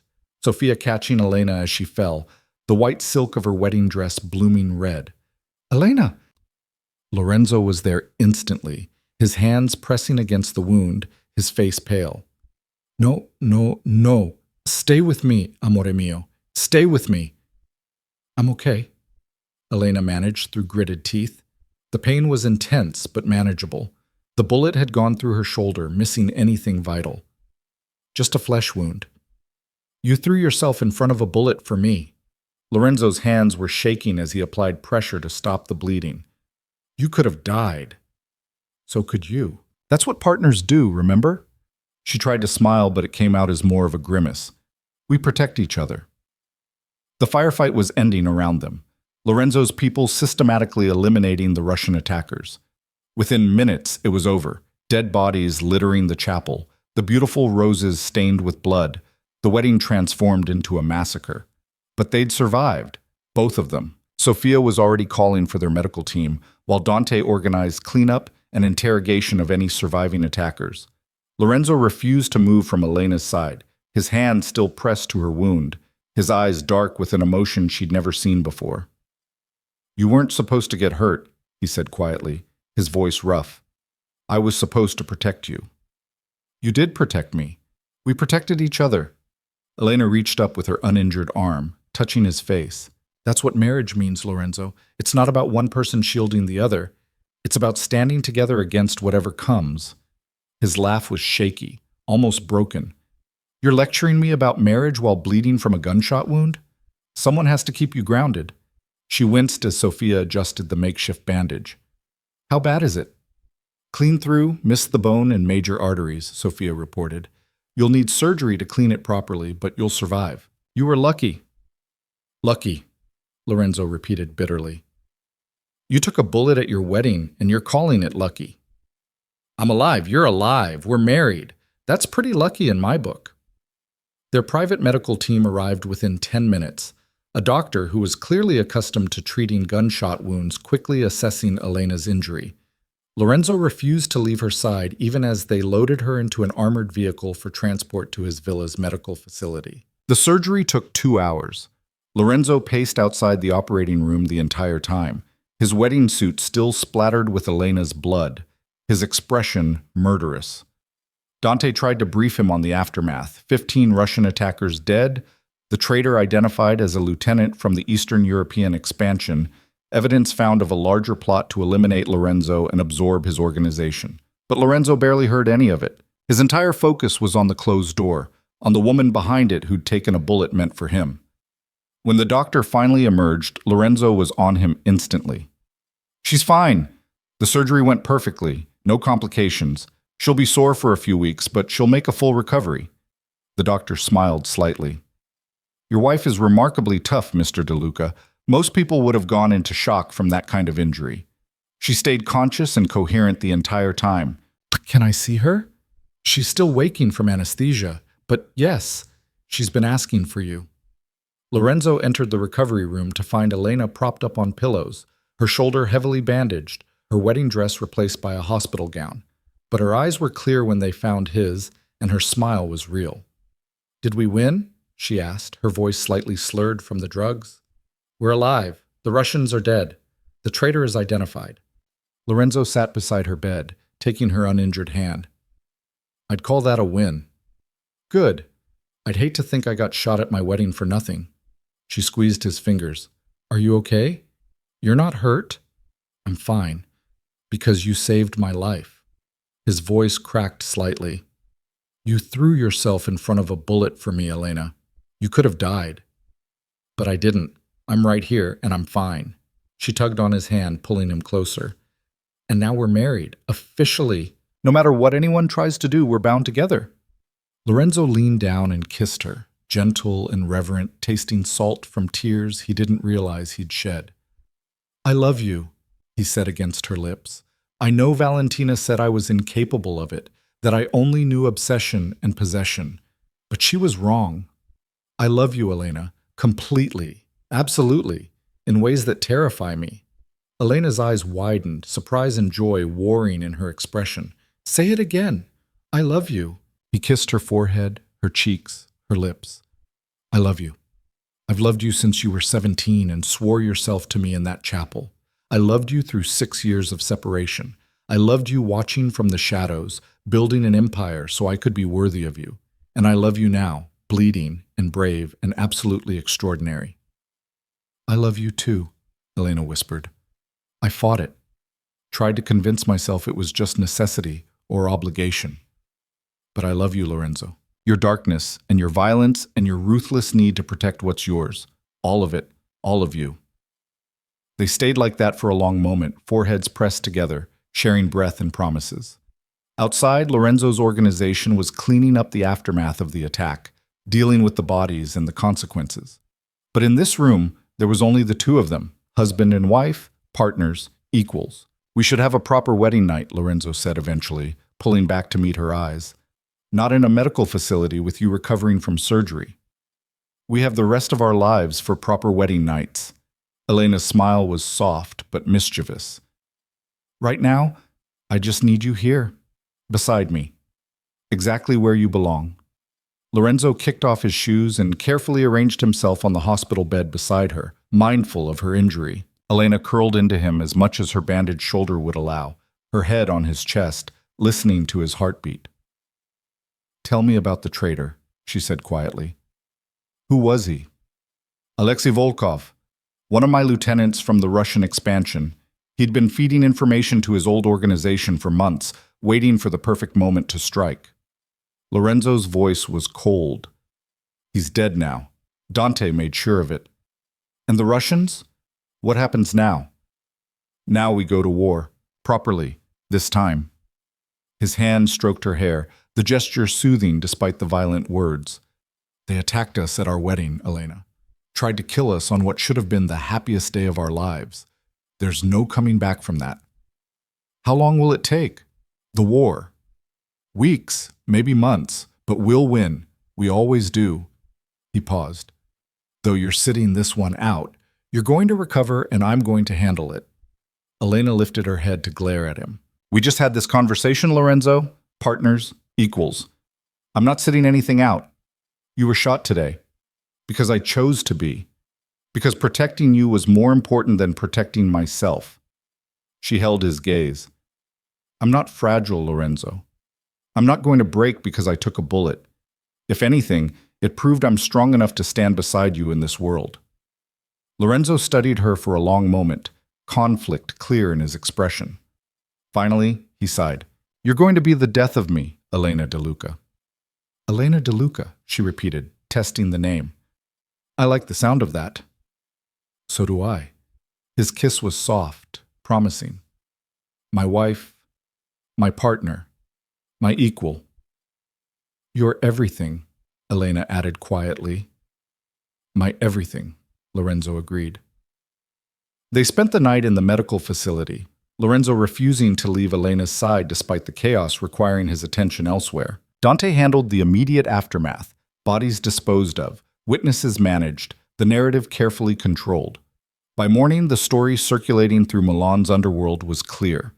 Lorenzo DeLuca and his new wife had survived an assassination attempt, eliminated their attackers, and emerged stronger than ever. The message was unmistakable. Cross the DeLucas, and you'd face absolute destruction. Elena's recovery was swift. Within days, she was mobile, her shoulder healing cleanly despite the dramatic nature of the injury. And true to her word, she didn't sit out the planning for Lorenzo's response to the Russian attack. She sat in on strategy sessions, offered tactical suggestions, and helped coordinate with her father's organization to create a unified front. The war with the Russians was brutal but brief. Lorenzo's response was so overwhelming, so absolute, that within 3 weeks the Russian organization was decimated. But it was Elena's idea that truly ended it. She suggested targeting not just the Russian leadership, but their financial infrastructure, freezing accounts, seizing assets, destroying the economic foundation of their power. It was brilliant and ruthless, exactly the kind of strategic thinking Lorenzo had hoped for when he demanded partnership. When the last of the Russian organization surrendered, offering tribute and begging for mercy, Lorenzo called Elena to his operations room. "They're asking to negotiate," he said, showing her the messages. "Offering to cede their territories, pay reparations, acknowledge our authority." "What do you want to do?" Elena asked. "What do you think we should do?" It was a test, she realized. Lorenzo genuinely wanted her input, wanted to see how she'd handle this moment of victory. Elena considered carefully. "We take their territories, we take their reparations, and we absorb what's useful from their organization, but we let them live, not out of mercy, out of strategy. Dead martyrs inspire revenge. Broken servants remind everyone what happens when you challenge us." Lorenzo's smile was slow and proud. "Exactly what I was thinking. We're starting to think alike, amore mio." "Good. That means this partnership is working." They dictated terms to the Russians that afternoon, punishing but not impossible, designed to remind them of their defeat while allowing them to survive as vassals to the DeLuca Empire. It was a masterclass in power projection, showing mercy only after demonstrating absolute dominance. By the time fall arrived in Milan, The landscape of European organized crime had fundamentally shifted. Lorenzo's empire had expanded exponentially, absorbing Russian territories and establishing absolute authority. But more importantly, he'd done it with Elena at his side, her name becoming as feared and respected as his own. They moved into Lorenzo's villa permanently. The space transformed from bachelor fortress into actual home. Elena added touches of warmth, art on the walls, books in the library, flowers in the gardens. Lorenzo allowed it all, secretly pleased to see his cold sanctuary becoming something more. Their relationship deepened in ways neither had fully anticipated. The partnership they'd negotiated became genuine collaboration, each of them bringing strengths that complemented the other. Lorenzo's ruthless efficiency balanced Elena's strategic patience. Her ability to read people enhanced his tactical planning. Together, they were more formidable than either could have been alone. And underneath the business, underneath the empire building, there was love. Real, complicated, built on blood and choice in equal measure. They fought sometimes, passionate arguments about strategy or ethics, or the boundaries of acceptable violence. But they always came back together, stronger for having weathered the conflict. 3 months after the wedding, Elena discovered she was pregnant. She told Lorenzo on a quiet evening, just the two of them on the terrace where they'd had their first dinner together. "I'm pregnant," she said simply, watching his face for reaction. Lorenzo went absolutely still, processing. Then slowly, carefully, he pulled her close. "Are you happy about it?" he asked quietly. "I think so. I'm terrified, but I'm happy." Elena looked up at him. "Are you?" Lorenzo struggled for words, an unusual occurrence. "I'm honored and scared and determined to be better than my father was, to give our child something I never had." "What's that?" "A family built on choice rather than obligation. Parents who actually love each other. A legacy worth inheriting." He placed his hand on her still flat stomach. "We can give them that, Elena. Together." "Together," she agreed. The pregnancy was carefully guarded. Elena's security increased even further, but she refused to step back from her role in the organization, insisting on remaining involved in decisions and strategy. Lorenzo worried constantly, but ultimately respected her autonomy, understanding that trying to cage her would only damage what they'd built. Their daughter was born the following spring, a perfect tiny human with Lorenzo's dark eyes and Elena's determined expression. They named her Isabella, after Elena's mother, and the moment Lorenzo held her for the first time, Elena saw something shift in him. He was still dangerous, still ruthless with enemies, but with his daughter, with Elena, he showed a gentleness that few people knew he possessed. It was the final proof that Valentina had been wrong. Lorenzo was capable of love. He just reserved it for the very few people who earned it. 6 months after Isabella's birth, Lorenzo and Elena returned to the chapel where they'd made their original oath.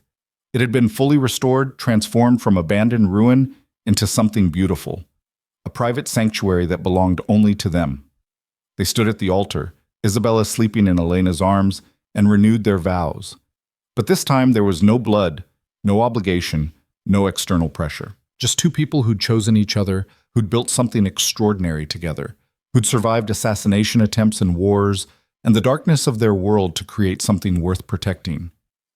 "I love you," Lorenzo said simply, his hand cupping Elena's face while the other rested on Isabella's head. "I loved you at 17 when I didn't understand what that meant. I loved you at 24 when I came back to claim you. And I love you now more than I thought possible. You've made me better, Elena. Not softer, not weaker, but better. More human, more complete." "I love you too," Elena replied, tears streaming down her face. "You gave me power when I'd been taught to be powerless. You made me your partner when I'd been raised to be decorative. You loved me not despite my strength, but because of it. And you gave me a family, not the one I was born into, but the one we built together." They kissed as the candles flickered around them, as their daughter slept peacefully, as the chapel bore witness to a love that had been forged in violence and blood, but had become something transcendent. Outside the chapel, the world continued its brutal rhythms. Enemies plotted, allies negotiated, power shifted and reformed. But inside there was only Lorenzo and Elena and Isabella, a family built on impossible choices and genuine love. They'd both made a blood oath at 17, swearing themselves to each other without fully understanding what that meant. They'd been separated by violence, reunited by necessity, and bound together by choice. They'd survived assassination attempts, fought wars, built an empire. And through it all, they'd found something neither had expected: a partnership that was truly equal, a love that was truly chosen, a future that was truly theirs. As they left the chapel that evening, Isabella stirring awake in Elena's arms, Lorenzo took his wife's hand. "No regrets?" he asked quietly. Elena looked at him, at the man who'd killed for her, who'd built an empire to protect her, who'd given her power and partnership and love. She thought about the girl she'd been at 17, making promises she didn't understand. She thought about the woman she'd become, strong enough to survive in the darkness and human enough to find light within it. "No regrets," she said firmly. "This is exactly where I'm meant to be, with you, building our empire, raising our daughter, living the life we chose. Together," Lorenzo said, echoing the promise they'd made countless times. "Together," Elena agreed, sealing it with a kiss. And as they walked into the Milan sunset, their daughter between them, they carried with them the weight and wonder of everything they'd built. An empire founded on blood and fear, yes, but sustained by partnership and love. A legacy that their daughter would inherit, not of violence alone, but of strength, strategy, and the courage to choose your own path. The blood oath that had bound them at 17 had been renewed, transformed, transcended. It was no longer about obligation or family alliances or desperate promises made in candlelit chapels. It was about choice, about love, about two people who'd looked into the darkness together and decided to make it their own. And that, Elena thought as she leaned into Lorenzo's embrace, was worth everything they'd sacrificed to get here. The end was just the beginning. The oath that had defined them would continue to shape their future, but now it was an oath they renewed every day, not through blood and ritual, but through the choices they made, the partnership they honored, and the love they'd fought so hard to claim. Forever, on their own terms, together.